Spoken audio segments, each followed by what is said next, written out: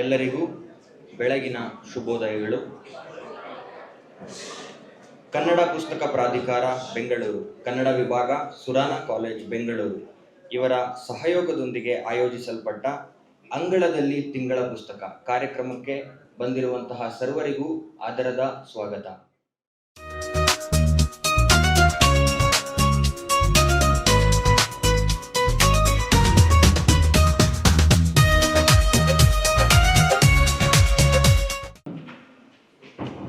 ಮಂಗಳವು ಗಣನಾಥ ಮಂಗಳವು ಗಜವದನ ಮಂಗಳವು ಶ್ರೀ ವಿಘ್ನರಾಜ.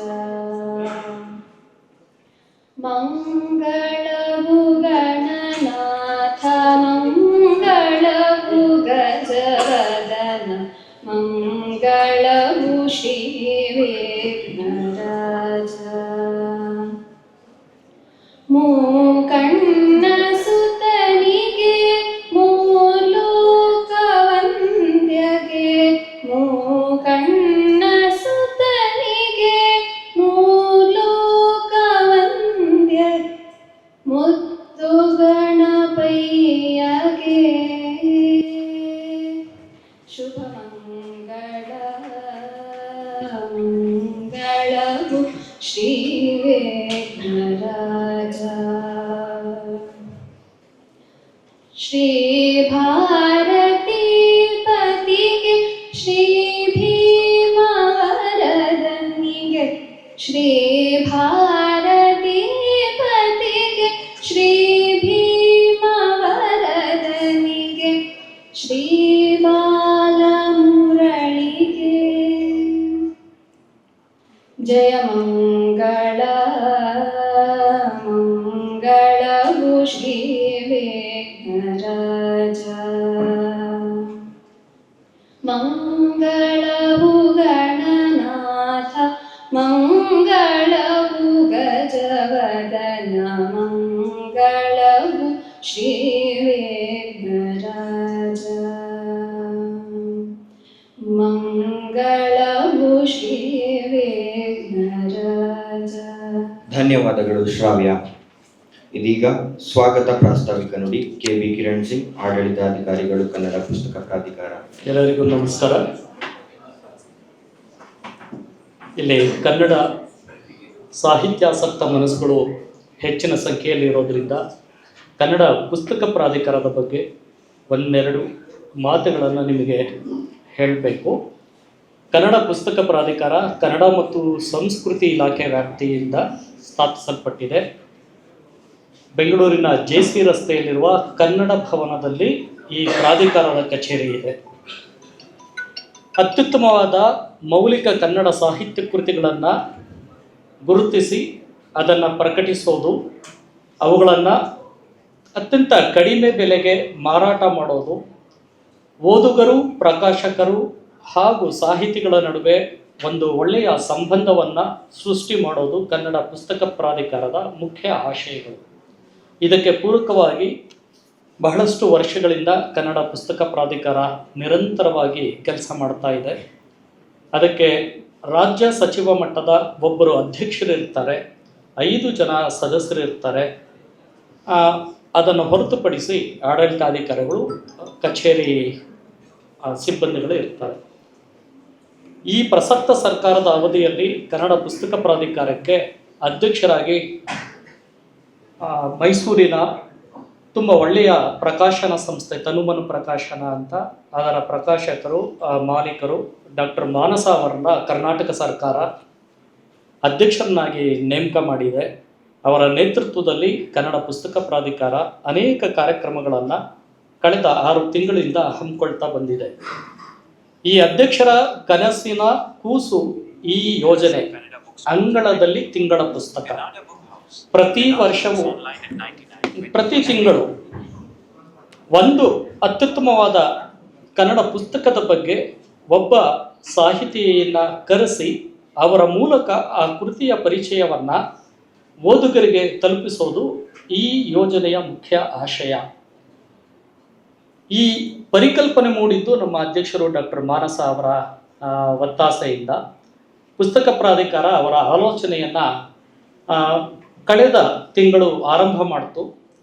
ಮೊದಲನೇ ಪುಸ್ತಕ ಪರಿಚಯ ಅಂತ ಹೇಳಿ ನಾವು ಮಾಡಿದ್ದು ನಮ್ಮದೇ ಪ್ರಾಧಿಕಾರದ 5 ಸುವರ್ಣ ಸಂಪುಟದ ಪರಿಚಯವನ್ನು ಪ್ರಜಾವಾಣಿಯ ಕಾರ್ಯನಿರ್ವಾಹಕ ಸಂಪಾದಕರು ರವೀಂದ್ರ ಭಟ್ ಅವರು ಕಳೆದ ತಿಂಗಳು ಮಾಡಿದ್ರು. ಅದು ಈ ಕಾರ್ಯಕ್ರಮದ ಉದ್ಘಾಟನೆ ಸಹ ಆಗಿತ್ತು.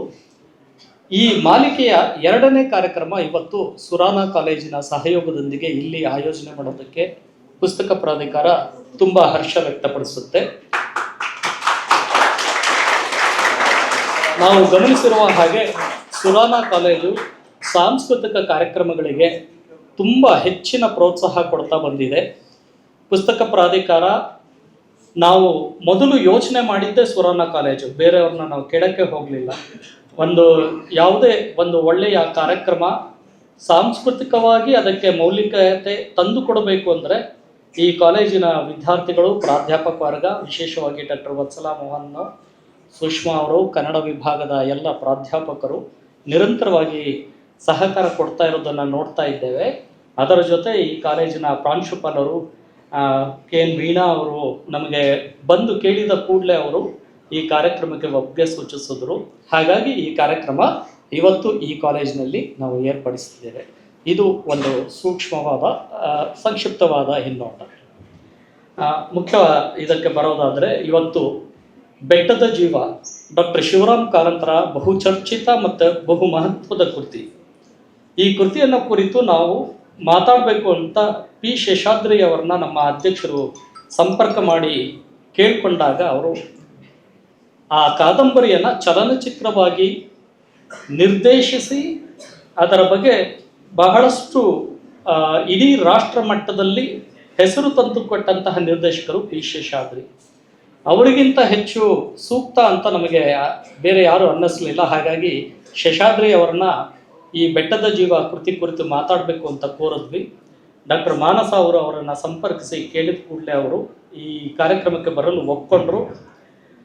ನಿಮಗೆಲ್ಲ ಗೊತ್ತಿರೋ ಹಾಗೆ P. ಶೇಷಾದ್ರಿ ಇವತ್ತು ಕನ್ನಡ ಚಲನಚಿತ್ರ ಇತಿಹಾಸದಲ್ಲಿ ಶಾಶ್ವತವಾಗಿ ಉಳಿದು ಹೋಗುವಂಥ ಒಂದು ಹೆಸರು. ಸತತವಾಗಿ 7 ಬಾರಿ ರಾಷ್ಟ್ರ ಪ್ರಶಸ್ತಿ ಪಡೆಯೋದು ಇದುವರೆಗೂ ಬೇರೆ ಯಾವುದೇ ಭಾಷೆಯ ನಿರ್ದೇಶಕರಿಗೆ ಸಾಧ್ಯ ಆಗಿಲ್ಲ. ಅದನ್ನು ಸಾಧ್ಯವಾಗಿ ಮಾಡಿ ತೋರಿಸಿಕೊಟ್ಟವರು P. ಶೇಷಾದ್ರಿ. ಯಾಕೆ ಅವರು 7 ಬಾರಿ ರಾಷ್ಟ್ರ ಪ್ರಶಸ್ತಿ ಪಡೆದುಕೊಳ್ಳೋದಕ್ಕೆ ಸಾಧ್ಯ ಆಯಿತು ಅಂದರೆ ಅವರ ಹಿನ್ನೆಲೆ ಆ ರೀತಿ ಇದೆ. ಬಹಳ ಅದ್ಭುತವಾದ ಹಿನ್ನೆಲೆ ಉಳ್ಳಂತಹ ವ್ಯಕ್ತಿ. ಅವರು ಪುಸ್ತಕೋದ್ಯಮಕ್ಕೂ ಸಂಬಂಧಪಟ್ಟವರಾಗಿರೋದ್ರಿಂದ ಈ ಕಾರ್ಯಕ್ರಮಕ್ಕೆ ಅವರು ಪ್ರಸ್ತುತರಾಗಿದ್ದಾರೆ. ಯಾಕೆ ಅಂದರೆ ವಿದ್ಯಾರ್ಥಿ ದೆಸೆಯಿಂದಲೂ ಸೃಜನಶೀಲ ಕ್ರಿಯೆಗಳತ್ತ ತಮ್ಮ ಆಸಕ್ತಿಯನ್ನು ತೊಡಗಿಸ್ಕೊಂಡ P. ಶೇಷಾದ್ರಿ ಅವರು MTV ಆಚಾರ್ಯ ಅವರ ಸಹ ಒಡನಾಟ. ನಿಮಗೆ MTV ಆಚಾರ್ಯ ಭಾಳ ಜನ ಮಕ್ಕಳು ಕೇಳಿದಿರೋ ಇರೋ ಗೊತ್ತಿಲ್ಲ ನನಗೆ. ಚಂದಮಾಮ ಅಂತ ಬಹಳ ಕನ್ನಡದ ತುಂಬ ಜನಪ್ರಿಯವಾದ ಒಂದು ಪತ್ರಿಕೆ. ಅದರಲ್ಲಿ ರಾಮಾಯಣ, ಮಹಾಭಾರತ ಇತ್ಯಾದಿ ಬೇರೆ ಬೇರೆ ಕಥೆಗಳಿಗೆ ಚಿತ್ರಗಳನ್ನು ಬರೆದು ಅವರು ಶಾಶ್ವತವಾಗಿ ಜನಮಾನಸದಲ್ಲಿ ಉಳ್ಕೊಂಡಿದ್ದಾರೆ. ಅದಲ್ಲದೆ MTV ಆಚಾರ್ಯ ಬಹಳ ದೊಡ್ಡ ರಾಷ್ಟ್ರ ಮಟ್ಟದ ಕಲಾವಿದರು. ಅವರ ಒಡನಾಟದೊಂದಿಗೆ ಕನ್ನಡ ಸಾಂಸ್ಕೃತಿಕ ಲೋಕಕ್ಕೆ ಪರಿಚಯ ಆದ ಶೇಷಾದ್ರಿ ಅವರು ಆಮೇಲೆ ನವಕರ್ನಾಟಕ ಪಬ್ಲಿಕೇಶನ್ನಲ್ಲಿ ಸ್ವಲ್ಪ ಸಮಯದ ಕಾಲ ವಿನ್ಯಾಸಕರಾಗಿ ಕೆಲಸ ಮಾಡಿದ್ದಾರೆ. ಆ ನಂತರ ಪತ್ರಿಕೋದ್ಯಮವನ್ನು ಪ್ರವೇಶ ಮಾಡಿ ಸುದ್ದಿ ಸಂಗಾತಿ ಪತ್ರಿಕೆಗೆ ಸಹ ಸಂಪಾದಕರಾಗಿ ಕೆಲಸ ಮಾಡಿದ್ದಾರೆ. ಅಲ್ಲಿಂದ ಅವರು ಹೊರಳಿದ್ದು ಚಲನಚಿತ್ರ ಮತ್ತು ಕಿರುತೆರೆಯ ಅನೇಕ ಧಾರಾವಾಹಿಗಳಿಗೆ ಅವರು TN ಸೀತಾರಾಮ್, ನಾಗೇಂದ್ರ ಶಾ ಅವರ ಜೊತೆಗೂಡಿ ಕೆಲಸ ಮಾಡಿದ್ದಾರೆ. ಈ ಎಲ್ಲ ಅನುಭವದ ಮೂಲಕ ಅವರು ಚಲನಚಿತ್ರ ಕ್ಷೇತ್ರಕ್ಕೆ ಕಾಲಿಟ್ಟರು. ತಮಗೆ ಅನಿಸಿದ್ದನ್ನು ಸಶಕ್ತವಾಗಿ ಹೇಳೋದಕ್ಕೆ ಸಾಧ್ಯ ಆಗಿರೋದು ದೃಶ್ಯ ಮಾಧ್ಯಮ ಅಂತ ನಂಬಿಕೊಂಡ ಶೇಷಾದ್ರಿ ತಮ್ಮ ಚಿಂತನೆಗಳನ್ನು ತಮ್ಮ ಚಿತ್ರಗಳ ಮೂಲಕ ತೋರಿಸೋದಕ್ಕೆ ಪ್ರಯತ್ನ ಮಾಡಿ ಅದರಲ್ಲಿ ಅವರು ಕಂಡುಕೊಂಡ ಯಶಸ್ಸು ಅದ್ಭುತವಾದದ್ದು. ಅವರ 7 ಚಲನಚಿತ್ರಗಳು ರಾಷ್ಟ್ರ ಪ್ರಶಸ್ತಿಗೆ ಮನ್ನಣೆ ಆಗ್ತವೆ ಅಂದರೆ ಅವರು ಆ ಮಾಧ್ಯಮದ ಮೇಲೆ ಯಾವ ರೀತಿಯ ಹಿಡಿತವನ್ನು ಸಾಧಿಸಿದ್ದಾರೆ ಅಂತ ನೀವು ಊಹಿಸಬಹುದು. ಕಾಕತಾಳೀಯ ಅನ್ನೋ ಹಾಗೆ ಈ ಕಾರ್ಯಕ್ರಮ ಇವತ್ತು ನಡೀತಾ ಇದೆ. ನಿನ್ನೆ ಕರ್ನಾಟಕ ಸರ್ಕಾರ ರಾಜ್ಯ ಪ್ರಶಸ್ತಿಯನ್ನು ಘೋಷಿಸಿದೆ. ಆ ರಾಜ್ಯ ಪ್ರಶಸ್ತಿಯಲ್ಲಿ ಸಹ ಶೇಷಾದ್ರಿ ಅವರ ಮೋಹನದಾಸ ಅತ್ಯುತ್ತಮ ಚಲನಚಿತ್ರ, ಅತ್ಯುತ್ತಮ ನಿರ್ದೇಶಕ ಪ್ರಶಸ್ತಿ ಪಿ ಶೇಷಾದ್ರಿ ಅವರಿಗೆ ಸಂದಿದೆ. ಈ ಸಂದರ್ಭವನ್ನು ಉಪಯೋಗಿಸಿಕೊಂಡು ಅವರಿಗೆ ತಮ್ಮೆಲ್ಲರ ಪರವಾಗಿ, ಕನ್ನಡ ಪುಸ್ತಕ ಪ್ರಾಧಿಕಾರದ ಪರವಾಗಿ ವೈಯಕ್ತಿಕವಾಗಿ ನಾನು ತುಂಬು ಹೃದಯದ ಅಭಿನಂದನೆಗಳನ್ನು ಸಲ್ಲಿಸ ಬಯಸುತ್ತೇನೆ. ಮುನ್ನುಡಿ ಚಿತ್ರದ ಮೂಲಕ ಅವರು ಚಿತ್ರ ಜಗತ್ತಿಗೆ ಕಾಲಿಟ್ಟರು. ಅಲ್ಲಿಂದ ಸತತವಾಗಿ 12 ಚಲನಚಿತ್ರಗಳನ್ನು ನಿರ್ದೇಶನ ಮಾಡಿದ್ದಾರೆ. ಅದರಲ್ಲಿ ಕಾರಂತರ 2 ಕಾದಂಬರಿಗಳು ಚಲನಚಿತ್ರವಾಗಿಸಿದ್ದಾರೆ. ಒಂದು ಬೆಟ್ಟದ ಜೀವ, ಅದರ ಕುರಿತು ಮಾತಾಡ್ತಾ ಇದ್ದಾರೆ. ಮತ್ತೊಂದು ಮೂಕಜ್ಜಿಯ ಕನಸುಗಳು. ಇಂತಹ ಒಂದು ಅದ್ಭುತ ಹಿನ್ನೆಲೆಯ ವ್ಯಕ್ತಿ ನಮ್ಮ ಪುಸ್ತಕ ಪ್ರಾಧಿಕಾರದ ಕೋರಿಕೆಯನ್ನು ಮನ್ನಿಸಿ ಇಲ್ಲಿಗೆ ಬಂದು ಈ ಕಾರ್ಯಕ್ರಮದಲ್ಲಿ ಭಾಗವಹಿಸಿ ಮಾತಾಡ್ತಾ ಇರೋದು ನಮಗೆ ತುಂಬ ಸಂತೋಷ ತಂದಿದೆ. ಕನ್ನಡ ಪುಸ್ತಕ ಪ್ರಾಧಿಕಾರದ ಪರವಾಗಿ ಅವರಿಗೆ ನಾನು ಹೃತ್ಪೂರ್ವಕವಾದ ಸ್ವಾಗತವನ್ನು ಕೋರ್ತೇನೆ.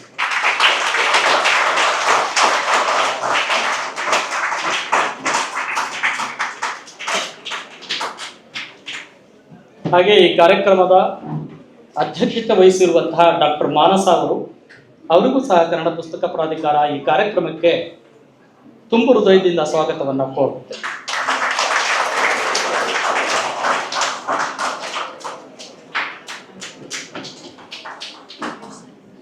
ನಮ್ಮ ಈ ಕಾರ್ಯಕ್ರಮಕ್ಕೆ ನಾವು ಕೇಳಿದ ಕೂಡಲೇ ಒಂದು ಶಬ್ದವು ಇಲ್ಲ ಅಂತ ಹೇಳದೆ ಈ ಕಾರ್ಯಕ್ರಮವನ್ನು ಒಪ್ಪಿ ಇಷ್ಟು ಅಚ್ಚುಕಟ್ಟಾಗಿ ನಮಗೆ ಈ ಕಾರ್ಯಕ್ರಮ ನಡೆಸಿಕೊಡೋದಕ್ಕೆ ಸಹಕರಿಸಿದ ಸುರಾನಾ ಕಾಲೇಜಿನ ಪ್ರಾಂಶುಪಾಲರು ಡಾಕ್ಟರ್ KN ವೀಣಾ ಅವರ ಸಹಕಾರವನ್ನು ಕೃತಜ್ಞತೆಯಿಂದ ಸ್ಮರಿಸುತ್ತಾ ಅವರಿಗೆ ಸ್ವಾಗತ ಕೋರ್ತೇನೆ.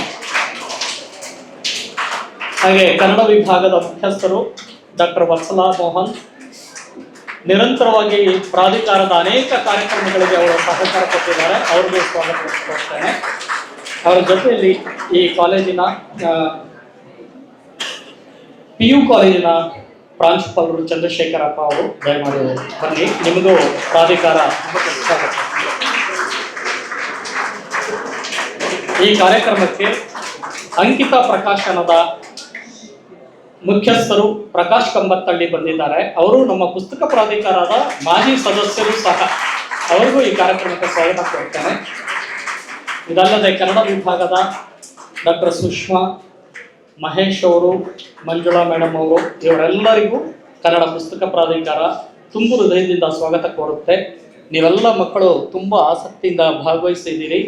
ಇದು ನಿಮ್ಮ ಕಾಲೇಜು ಜೀವನದ ಒಂದು ಸ್ಮರಣೀಯ ದಿನ ಅಂತ ನಾನು ಭಾವಿಸಿದ್ದೇನೆ. ಅದು ಸ್ಮರಣೀಯ ಆಗತ್ತೆ ಪಿ ಶೇಷಾದ್ರಿ ಅವರ ಮಾತು ಕೇಳಿದ ಮೇಲೆ. ಎಲ್ಲರಿಗೂ ನಮಸ್ಕಾರ, ಧನ್ಯವಾದಗಳು.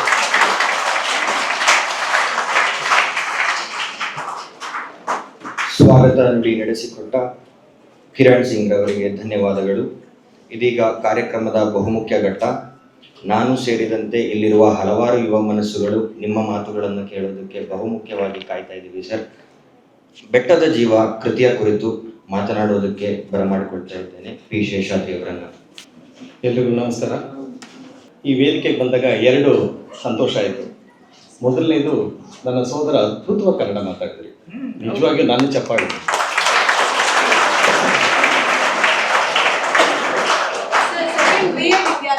ನಿಮ್ಮ ಹೆಸರು ಗೊತ್ತಾಗಲ್ಲ? ಅನುಷ್ ಅಂತ. ಯಾಕೆ ಈ ಮಾತನ್ನು ಹೇಳ್ತೀನಿ ಅಂದರೆ, ತುಂಬ ಕಾಲೇಜ್ ಸಮಾರಂಭಗಳಿಗೆ ಹೋಗಿದ್ದೀನಿ. ಮುಖ್ಯ ಅತಿಥಿಗಳ ಭಾಷಣ ಎಲ್ಲ ಕನ್ನಡದಲ್ಲೇ ಇರುತ್ತೆ, ಆದರೆ ನಿರೂಪಣೆ ಮಾಡುವಂಥ ವಿದ್ಯಾರ್ಥಿಗಳು ಇಂಗ್ಲೀಷ್ನಲ್ಲಿ ಮಾತಾಡ್ತಾರೆ. ತಪ್ಪು ಅಂತ ನಾನು ಹೇಳಲ್ಲ, ಆದರೆ ಇವರ ಮೊದಲ ವಾಕ್ಯವೇ ಇಟ್ ವಾಸ್ ಅರೆಸ್ಟಿಂಗ್.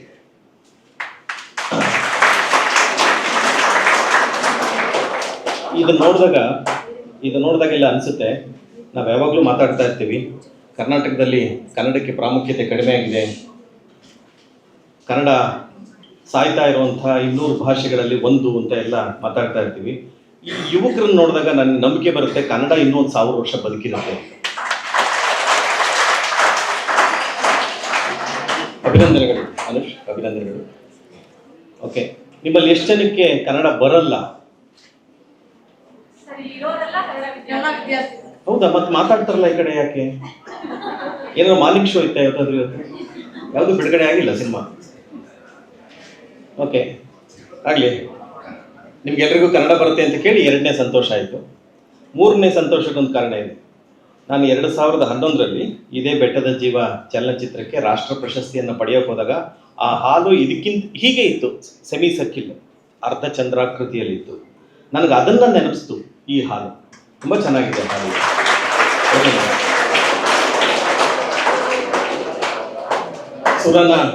ಸುರನ ಕಾಲೇಜ್ಗೆ ಮತ್ತು ಅದರ ಆಡಳಿತ ವರ್ಗಕ್ಕೆ, ಬೋಧಕೇತರ ಬೋಧಕ ವರ್ಗ ಹಾಗೂ ವಿದ್ಯಾರ್ಥಿಗಳೇ, ಈ ವೇದಿಕೆಯಲ್ಲಿರುವಂಥ ವೀಣಾ ಅವರು ಡಾಕ್ಟರ್ ವೀಣಾ, ಅಧ್ಯಕ್ಷರು ಮಾನಸ ಅವರು ಡಾಕ್ಟರ್ ಮಾನಸ, ಕಿರಣ್ ನೀವು ಡಾಕ್ಟರ್ ಅಲ್ಲ, ಡಾಕ್ಟರ್ ಆಗೋ ಹಾದಿಯಲ್ಲಿ ಆಗೋಯ್ತಲ್ಲ. ಇವರೆಲ್ಲ ಡಾಕ್ಟರ್ಗಳ ಮಧ್ಯೆ ನಾನು ಡೈರೆಕ್ಟರ್ ನಿಂತ್ಕೊಂಡು ಏನು ಮಾತಾಡಲಿ ಅಂತ ಭಯ ಆಗ್ತಾ ಇದೆಯಪ್ಪ. ಏನಿವೆ,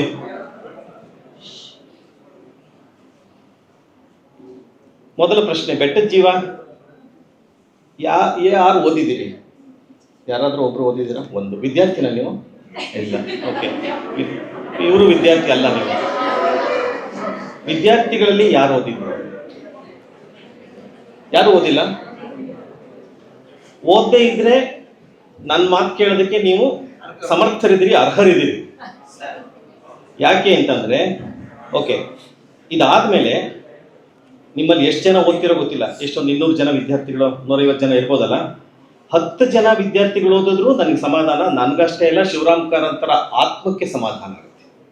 ಅದೆಲ್ಲದಕ್ಕಿಂತ ಎಲ್ಲರ ಸಮಾಧಾನ ಬಿಟ್ಬಿಡಿ, ನಿಮ್ಮ ತಿಳುವಳಿಕೆ, ನಿಮ್ಮ ಬೌದ್ಧಿಕತೆ ಹೆಚ್ಚುತ್ತೆ ಈ ಕಾದಂಬರಿಯನ್ನು ಓದಿದ್ರೆ.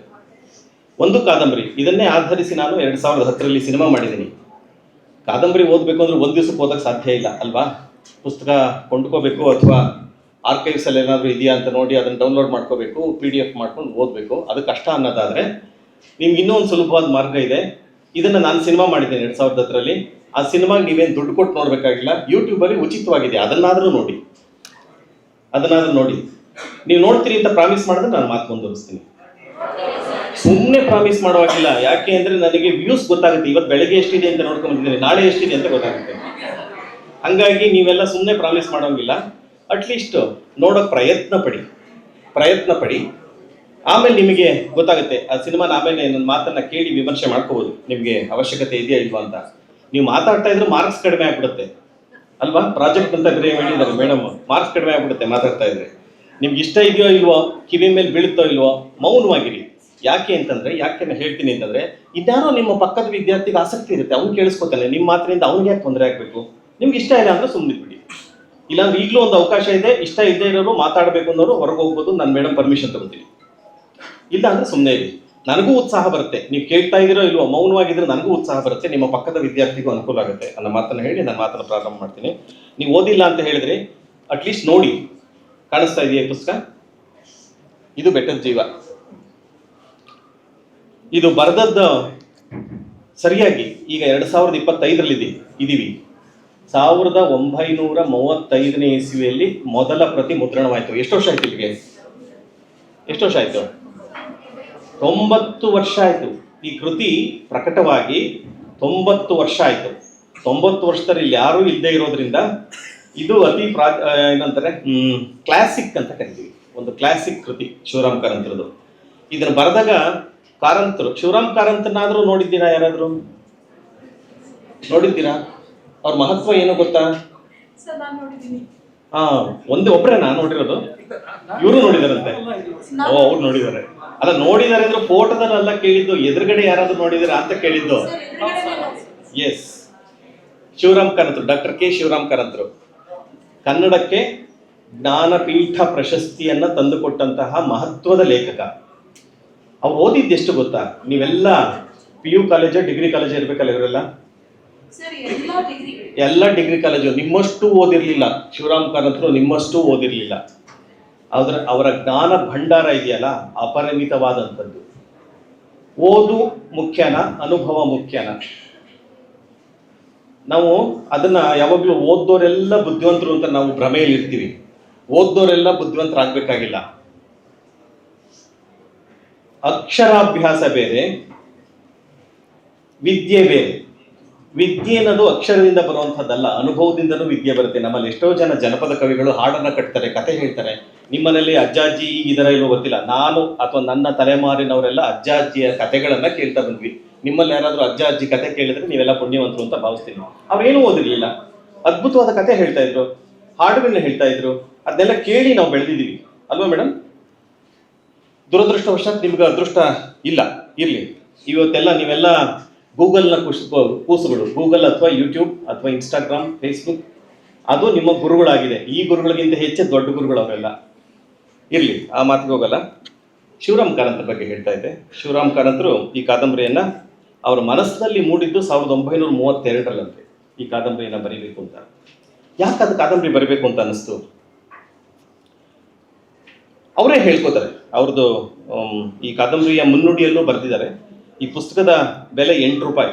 ಅಂದರೆ 8 ರೂಪಾಯಿ ಅಂದರೆ ಆಗಿನ ಮುದ್ರಣ ಇದು. ಈಗ ಪ್ರಾಯಶಃ 80-100 ರೂಪಾಯಿ ಇರ್ಬೋದು. ನೀವೊಂದು ಮಸಾಲೆ ದೋಸೆ ತಗೊಳ್ಳೋ ತಿನ್ನೋ ದುಡ್ಡಲ್ಲಿ ಪ್ರಕಾಶ್ ಅಂಗಡಿಗೆ ಹೋದರೆ, ಕಂಬತ್ತಳ್ಳಿ ಅವ್ರ ಅಂಗಡಿಗೆ ಹೋದರೆ ಬೆಟ್ಟದ ಜೀವ ಕೊಡ್ತಾರೆ. 10% ಡಿಸ್ಕೌಂಟು ಕೊಡಿ ಸರ್ ಇವ್ರಿಗೆಲ್ಲ. ಹಾಗೆ ಯಾಕೆ ಓದಬೇಕು ಈ ಪುಸ್ತಕವನ್ನ?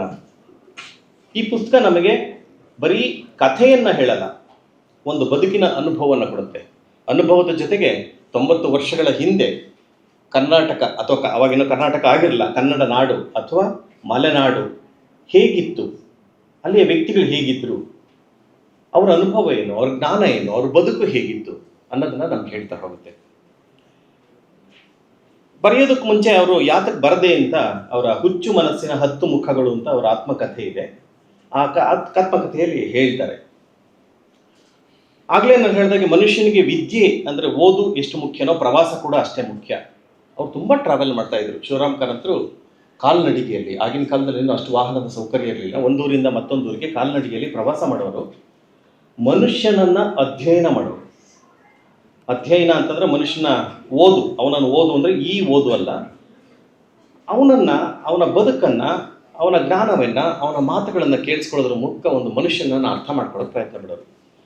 ಆ ಥರ ಅವರು ಭೇಟಿಯಾದಂಥ ಒಬ್ಬ ವ್ಯಕ್ತಿ ಗೋವಿಂದಯ್ಯ ಅಂತ. ಕುಕ್ಕೆ ಸುಬ್ರಹ್ಮಣ್ಯಕ್ಕೆ ಎಷ್ಟು ಜನ ಹೋಗಿದ್ದೀರಿ? ತುಂಬಾ ಜನ ಹೋಗಿದ್ದೀರಿ, ವೆರಿ ಗುಡ್. ಕುಕ್ಕೆ ಸುಬ್ರಹ್ಮಣ್ಯ ನೋಡಿದ್ರಲ್ವಾ ನೀವು? ಆಗ ಗೊತ್ತಲ್ವಾ? ಈಗೆಲ್ಲ ಸ್ವಲ್ಪ ಕಾಂಕ್ರೀಟ್ ಕಾಡಾಗಿದೆ. ಆಗ ಕುಕ್ಕೆ ಸುಬ್ರಹ್ಮಣ್ಯದಲ್ಲಿ ಒಂದೇ ಒಂದು ಛತ್ರ ಇತ್ತಂತೆ, ಹೆಂಚಿಂದು. ಆ ದೇವಸ್ಥಾನದ ಗೋಪುರ ಇದೆಯಲ್ಲ, ಅದಿತ್ತು. ಅದು ಬಿಟ್ಟು ಬೇರೆ ಏನೂ ಇರಲಿಲ್ಲ.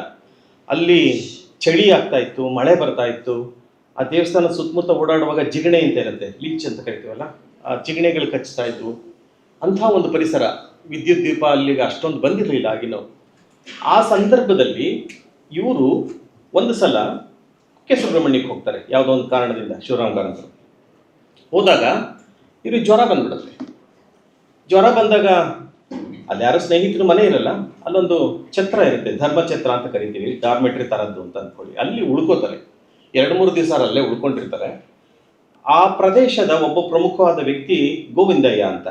ಅಲ್ಲಿಂದ ಸುಮಾರು ಕುಕ್ಕೆ ಸುಬ್ರಹ್ಮಣ್ಯದಿಂದ 5-6 ಕಿಲೋಮೀಟರ್ ದೂರದಲ್ಲಿ ಒಂದು ಮನೆ ಇರುತ್ತೆ.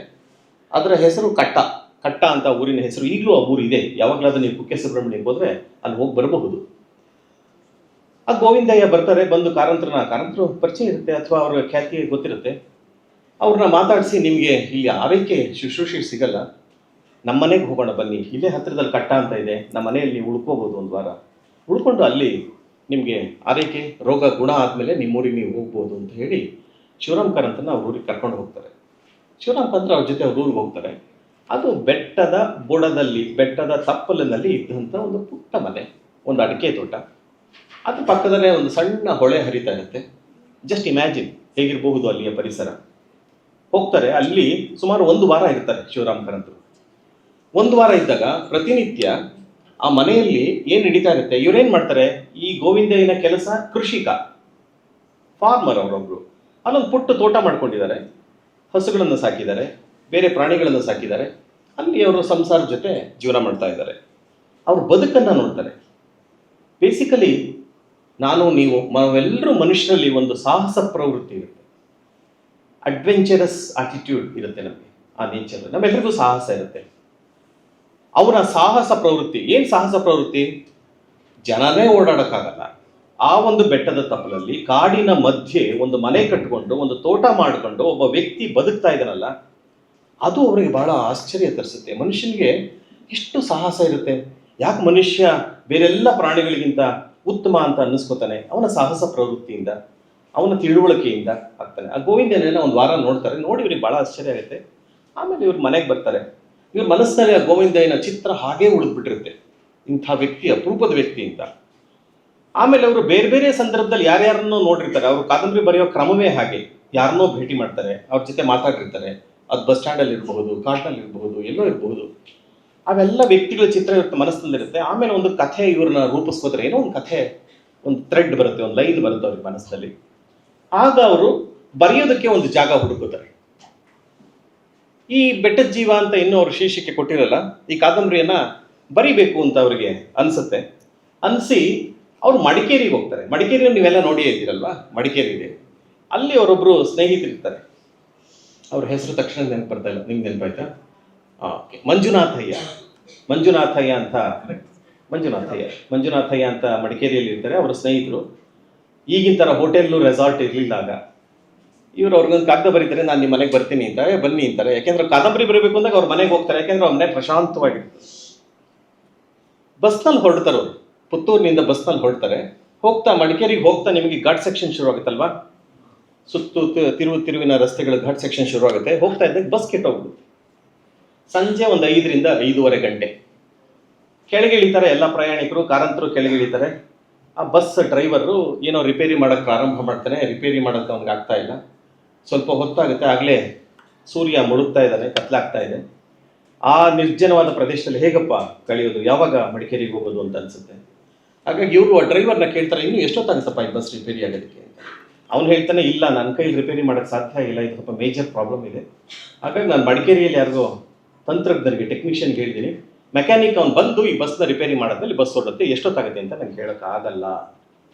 ಕಾರಂತರು ಅಂತಾರೆ, ಇಲ್ಲೇ ಕಾಯೋದ್ರ ಬದಲು ಚಳಿ ಬೇರೆ ಶುರು ಆಗ್ತಾ ಇದೆ, ನಡ್ಕೊಂಡು ಹೋಗ್ಬಿಡೋಣ, ಇನ್ನೇ ಒಂದು 3-4 ಕಿಲೋಮೀಟರ್ ಮಡಿಕೇರಿ ಸಿಗುತ್ತೆ, ನಡ್ಕೊಂಡು ಹೋಗೋಣ ಅಂತ ಹೊರಡ್ತಾರೆ. ನಡ್ಕೊಂಡು ಹೋಗ್ತಾ ಇರ್ತಾರೆ. ಹೋಗ್ತಾ ಇರಬೇಕಾದ್ರೆ ಅಕ್ಕಪಕ್ಕ ಎಲ್ಲ ಕಣಿವೆ ಅಂದ್ರೇನು, ವ್ಯಾಲಿ, ದೊಡ್ಡ ವ್ಯಾಲಿ ನೋಡಿರ್ತಲ್ಲ. ಮಡಿಕೇರಿಗೆ ಹೋಗ್ತಾ ನೀವು ಅಲ್ಲಿ ಯಾವ ಕಡೆಯಿಂದ ಮಡಿಕೇರಿಗೆ ಹೋದ್ರೂ ಒಂದು ವ್ಯಾಲಿ ಸಿಗುತ್ತೆ ನಿಮಗೆ. ವ್ಯಾಲಿ ನೋಡ್ತಾರೆ, ತುಂಬ ಹಸಿರು, ಮಂಜು, ಸುತ್ತು ಬೆಟ್ಟಗಳು ಎಲ್ಲ ಇರುತ್ತೆ. ಹೋಗ್ತಾ ಇರಬೇಕಾದ್ರೆ, ನಡ್ಕೊಂಡು ಹೋಗ್ತಾ ಇರ್ಬೇಕಾದ್ರೆ ಅವ್ರಿಗೆ ಬೆಟ್ಟ ನೋಡ್ತಾರೆ. ಬೆಟ್ಟದ ಎತ್ತರ ಎಷ್ಟಿರುತ್ತೆ ಸಾಮಾನ್ಯವಾಗಿ? 100 ಅಡಿ, 200 ಅಡಿ, 500 ಅಡಿ, 1000 ಅಡಿ. ಹಿಮಾಲಯ ನಿಮಗೆ ಗೊತ್ತಾಯಿದೆ, ಎವರೆಸ್ಟ್ ಎಷ್ಟು ಎತ್ತರ ಇದೆ ಅಂತ ನಾನು ನಿಮ್ಗೆ ಹೇಳಬೇಕಾಗಿಲ್ಲ, ನಿಮಗೆಲ್ಲ ಗೊತ್ತಿದೆ. ಹಾಗಾದ್ರೆ ಬೆಟ್ಟದ ಎತ್ತರ ಸುಮಾರು ಒಂದು 500 ಅಡಿ ಅಂತ ಅಂದ್ಕೊಳ್ಳೋಣ. ಮನುಷ್ಯನ ಎತ್ತರ ಎಷ್ಟು? 5 ಅಡಿ ಅಂದಾಜು, 5ರಿಂದ 6 ಅಡಿ ಅಲ್ವಾ? ಒಂದು ಬೆಟ್ಟ 500 ಅಡಿ ಇರುತ್ತೆ. ಮನುಷ್ಯ 500 ಅಡಿ ಎತ್ತರಕ್ಕೆ ಬೆಳೆಯೋಕ್ಕೆ ಸಾಧ್ಯನಾ? ಈ ಪ್ರಶ್ನೆ ಇವ್ರ ಮನಸ್ಸಲ್ಲಿ ಬರುತ್ತೆ. ಅವರೇ ಪ್ರಶ್ನೆ ಹಾಕೋತಾರೆ, ಹೌದು ಮನುಷ್ಯ 500 ಅಡಿ ಎತ್ತರ ಬೆಳೆಯೋಕ್ಕೆ ಸಾಧ್ಯನಾ ಅಂತ ಅನ್ಸುತ್ತೆ. ಹೌದು, ಬೆಳೆಯೋಕ್ಕೆ ಸಾಧ್ಯ. ಹೇಗೆ ಬೆಳೆಯೋದಕ್ಕೆ ಸಾಧ್ಯ? ದೈಹಿಕವಾಗಲ್ಲ, ಬೌದ್ಧಿಕವಾಗಿ ಬೆಳೆಯೋದಕ್ಕೆ ಸಾಧ್ಯ. ಅವನು 500 ಅಡಿನೂ ಬೆಳಿಬೋದು, ಎವರೆಸ್ಟ್ ಎತ್ತರನೂ ಬೆಳಿಬೋದು. ಆಗ ಅನ್ಸುತ್ತೆ, ನಾನು ನೋಡಿದಂಥ ಗೋವಿಂದಯ್ಯ 500 ಅಡಿಯ ಮನುಷ್ಯ ಬೌದ್ಧಿಕವಾಗಿ ಅನ್ಸುತ್ತೆ. ಆಗ ಬೆಟ್ಟದ ಜೀವ ಅನ್ನೋ ಈ ಶೀರ್ಷಿಕೆ ಅವ್ರಿಗೆ ಹೊಳಿತಂತೆ. ಅದನ್ನು ಮನಸ್ಸಿನಲ್ಲಿ ಇಟ್ಕೊಂಡು ಹೋಗ್ತಾರೆ. ಅವರು ಮಂಜುನಾಥಯ್ಯನವ್ರ ವಾಹನ ಬಂದಿರುತ್ತೆ ಬಸ್ ಸ್ಟ್ಯಾಂಡ್ಗೆ, ಹತ್ಕೊಂಡು ಅವ್ರ ಮನೆಗೆ ಹೋಗ್ತಾರೆ. 15 ದಿವಸದಲ್ಲಿ ಇಡೀ ಕಾದಂಬರಿಯನ್ನು ಕುಳಿತು ಅಲ್ಲಿ ಬರೀತಾರೆ, ಬೆಟ್ಟದ ಜೀವನ. ಇದರ ಪ್ರಮುಖವಾದ ಪಾತ್ರ ನಾನು ಆಗಲೇ ಹೇಳಿದಾಗೆ ಕಟ್ಟ ಗೋವಿಂದಯ್ಯ ಅಂತ. ಆದರೆ ಈ ಪುಸ್ತಕದಲ್ಲಿ ಅವನ ಹೆಸರನ್ನ ಗೋಪಾಲಯ್ಯ ಅಂತ ಮಾಡಿದ್ದಾರೆ. ಈ ಕಾದಂಬರಿಯನ್ನು ಬರೆದು ಮುಗಿಸ್ತಾರೆ, ಬಂದ್ಬಿಡ್ತಾರೆ ಅವರು. ಆಮೇಲೆ ಕಾದಂಬರಿ ಪ್ರಕಟವಾಗುತ್ತೆ. 1900 ಆಗಲೇ ಹೇಳಿದಾಗೆ 35ನೇ ಇಸ್ವಿಲಿ ಪ್ರಕಟ ಆಗುತ್ತೆ. ಪ್ರಕಟ ಆದಮೇಲೆ ತುಂಬ ಜನ ಹೇಳ್ತಾರೆ, ಇದೇನ್ರಿ ಕಾರಂತರು ಈ ಥರ ಕಾದಂಬರಿ ಬರೆದಿದ್ದಾರೆ, ಇದರಲ್ಲಿ ಕಥೆಯೇ ಇಲ್ಲ. ಒಂದು ಕಾದಂಬರಿಗೆ ಏನು ಬೇಕು? ಕಥೆ ಬೇಕು ಅಲ್ವಾ? ಕಥೆಯೇ ಇಲ್ಲಪ್ಪ ಕಾದಂಬರಿಯಲ್ಲಿ. ಬಿಗಿನಿಂಗ್ ಇಲ್ಲ, ಮಿಡ್ಲ್ ಪಾರ್ಟ್ ಇಲ್ಲ, ಎಂಡ್ ಇಲ್ಲ. ಒಂದು ಕ್ಲೈಮ್ಯಾಕ್ಸ್ ತಾನೆ, ಸಿನಿಮಾ ಕ್ಲೈಮ್ಯಾಕ್ಸ್ ಬೇಕು ಅಲ್ವಾ? ಕ್ಲೈಮ್ಯಾಕ್ಸ್ ಇದ್ದರೆ ಯಾವ್ದಾರ ಸಿನಿಮಾ ಇರುತ್ತೆ ಇವತ್ತು. ಹಾಗೆ ಕಥೆಗಳಿಗೂ ಒಂದು ಕ್ಲೈಮ್ಯಾಕ್ಸ್ ಅಂತ ಇರುತ್ತೆ. ಆ ಥರದ್ದು ಏನೂ ಇಲ್ಲ, ಇದ್ರಲ್ಲಿ ಕಥೆನೇ ಇಲ್ಲ ಅಂತ. ಈ ಕೃತಿಯನ್ನು ಬರೆದಾಗ ಅವರಿಗೆ 32 ವರ್ಷ. ಶಿವರಾಮ್ ಕಾರಂತರಿಗೆ ಅವರೇನು ಮದುವೆ ಆಗಿರಲ್ಲ ಆ ಸಂದರ್ಭದಲ್ಲಿ ಬರೆದ ಕೃತಿ. ಅವರು ಹೇಳ್ತಾರೆ, ನಾನು ಕತೆ ಹೇಳೋದು ಕೂತಿಲ್ಲಪ್ಪ, ಇಲ್ಲಿ ಶೀಲದ ಕುರಿತು ಹೇಳಲು ಕುಳಿತಿದ್ದೇನೆ ಅಂತ ಬರೀತಾರೆ. ಶೀಲ ಅಂದ್ರೆ ಏನು? ಈ ಮೇಷ್ಟ್ರುಗಳು ಯಾರು ಉತ್ತರ ಕೊಡೋಂಗಿಲ್ಲ ನನ್ನ ಪ್ರಶ್ನೆಗಳಿಗೆ. ಶೀಲ ಅಂದ್ರೆ ಏನು? ಸ್ವಭಾವ. Very good. ಯಾರು ಹೇಳಿದ್ದು? Very good, very good. ಯಾಕೆ ಅಂತಂದ್ರೆ ಶೀಲ ಅಂದ್ರೆ ಇವತ್ತು ಸಿನಿಮಾಗಳಲ್ಲಿ ತೋರಿಸಿ ಯಾವ್ದು ರೇಪ್ ಮಾಡಿರ್ತಾರಲ್ಲ ಅದು ಶೀಲವನ್ನು ಕಾಪಾಡ್ಕೊಳ್ಳೋದು ಅಂತ. ದಟ್ ಈಸ್ ನಾಟ್ ಶೀಲ. ಕರೆಕ್ಟಾಗಿ ಹೇಳಿದ್ರಿ ಬಹಳ ಜನರು ನೀವು. ಸ್ವಭಾವ ಅಂದ್ರೆ ಶೀಲದ ಕುರಿತು ಬರೆದಿದ್ದೀನಿ ಅಂತಂದ್ರೆ ನಾನು ಬರೆದಿರೋದು ಸ್ವಭಾವದ ಕುರಿತು ಬರೆದಿದ್ದೀನಿ ಅಂತ ಅವರ ಅರ್ಥ ಅಂತ ಹೇಳ್ತಾರೆ. ಹಾಗಾದ್ರೆ ಏನಿದೆ ಇದರಲ್ಲಿ ಸ್ವಭಾವ? ಯಾವ ಸ್ವಭಾವ? 90 ವರ್ಷಗಳ ನಂತರವೂ ನಾನು ಕೊಟ್ಕೊಂಡು ನಿಂತ್ಕೊಂಡು ಮಾತಾಡ್ತೀನಿ. ನನ್ನ ನಂತರವೂ 100 ವರ್ಷ ಯಾರಾದರೂ ಬೆಟ್ಟದ ಜೀವದ ಕುರಿತು ಮಾತಾಡ್ತಾ ಇರ್ತಾರೆ. ಇವತ್ತು ಕಾರಂತರು ಇಲ್ಲ, ಕಟ್ಟ ಗೋವಿಂದಯ್ಯ ಇಲ್ಲ, ಅವನ ಮನೇನೂ ರೂಪಾಂತರ ಆಗಿದೆ, ಮಡಿಕೇರಿ ಮಂಜುನಾಥಯ್ಯ ಇಲ್ಲ. ಆದರೂ ಈ ಪುಸ್ತಕದ ಬಗ್ಗೆ ನಾನು ಮಾತಾಡ್ತಾ ಇದ್ದೀನಿ. ಮುಂದೇನು ನೀವು ಮಾತಾಡ್ಬೋದು. ನಿಮ್ಮಲ್ಲಿ ಯಾರಾದರೂ ವಿದ್ಯಾರ್ಥಿಗಳು ನಾಳೆ ಪ್ರೇರಿತರಾಗಿ ಮಾತಾಡ್ಬೋದು. ಯಾಕೆ ಮಾತಾಡ್ತೀವಿ?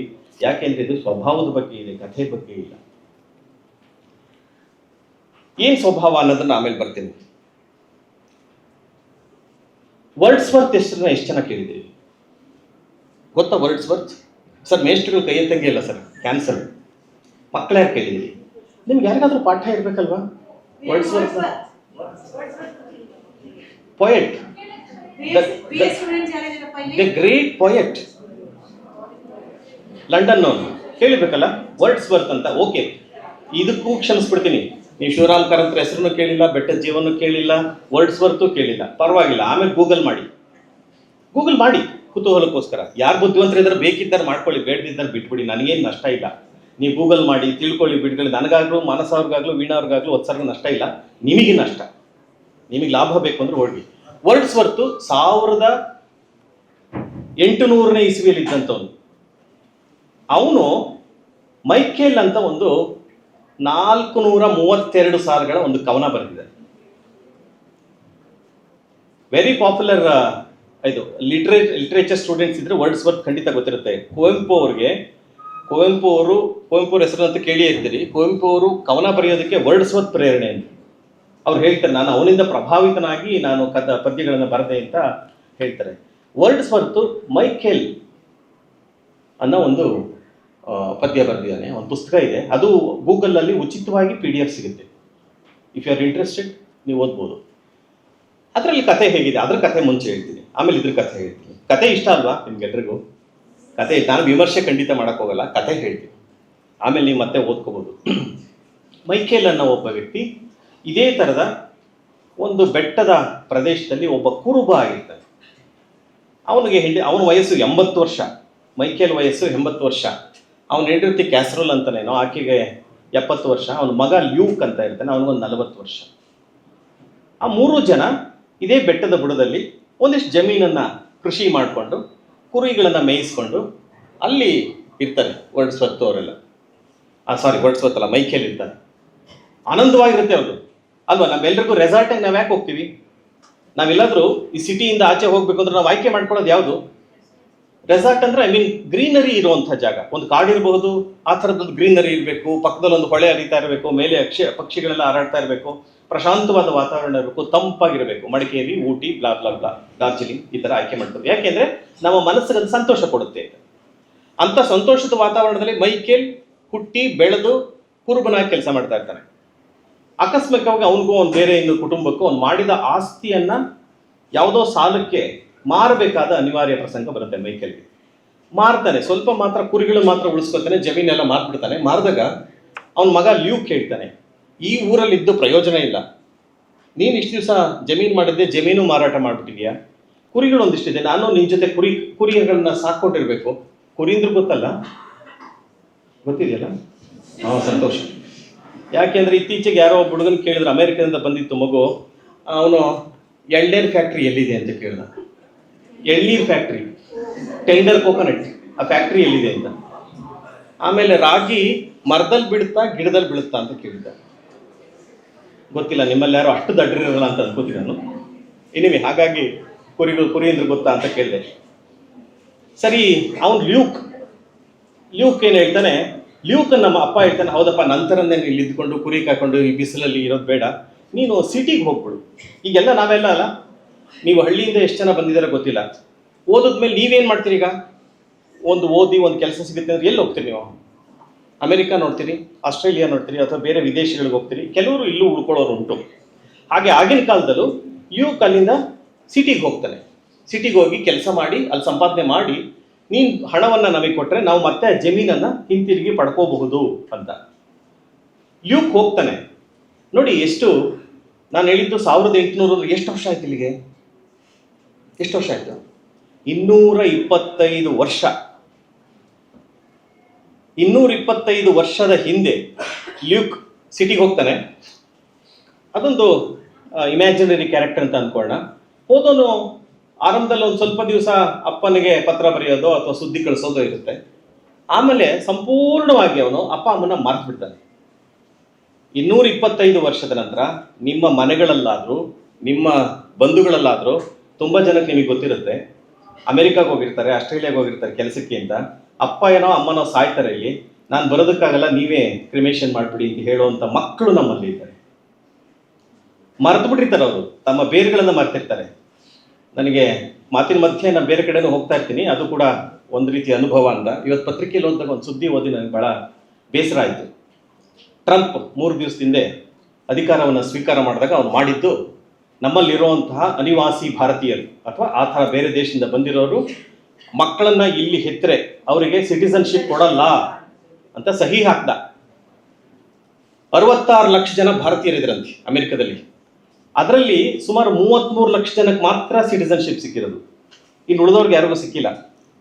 ಅವ್ರುಗಳೆಲ್ಲ ಅವನು ಈಗ ಸೈನ್ ಹಾಕ್ಬಿಟ್ಟಿದಾನಲ್ಲ, ನಿನ್ನೆ ಫೋಟೋ ಎಲ್ಲ ಬಂತು ಪತ್ರಿಕೆಯಲ್ಲಿ ನೋಡಿದ್ರೆ, ಫೋಟೋ ಸೈನ್ ಹಾಕೋದು, ಇನ್ನು ಮುಂದೆ ಇಲ್ಲಿ ಇಟ್ಟದವ್ರಿಗೆ ಯಾರಿಗೂ ಸಿಟಿಸನ್. ಯಾಕಂದ್ರೆ ನಮ್ಮ ಭಾರತೀಯರು, ನನಗೆ ಭಾಳ ಬೇಸರ ಆಗುತ್ತೆ, ಅಲ್ಲಿ ಹೋಗಿ ಇಲ್ಲಿ ಹುಟ್ಟಿ ಇಲ್ಲಿ ಬೆಳೆದು ಇಲ್ಲಿ ಓದಿ ಇಲ್ಲಿ ನೀರು ಕುಡಿದು ಇಲ್ಲಿ ಗಾಳಿ ತಗೊಂಡು ಅಲ್ಲಿ ಹೋಗಿ ಮಕ್ಕಳು ಸಿಟಿಸನ್ ಆಗ್ಬೇಕಂತ, ಅಮೆರಿಕ ಸಿಟಿಸನ್.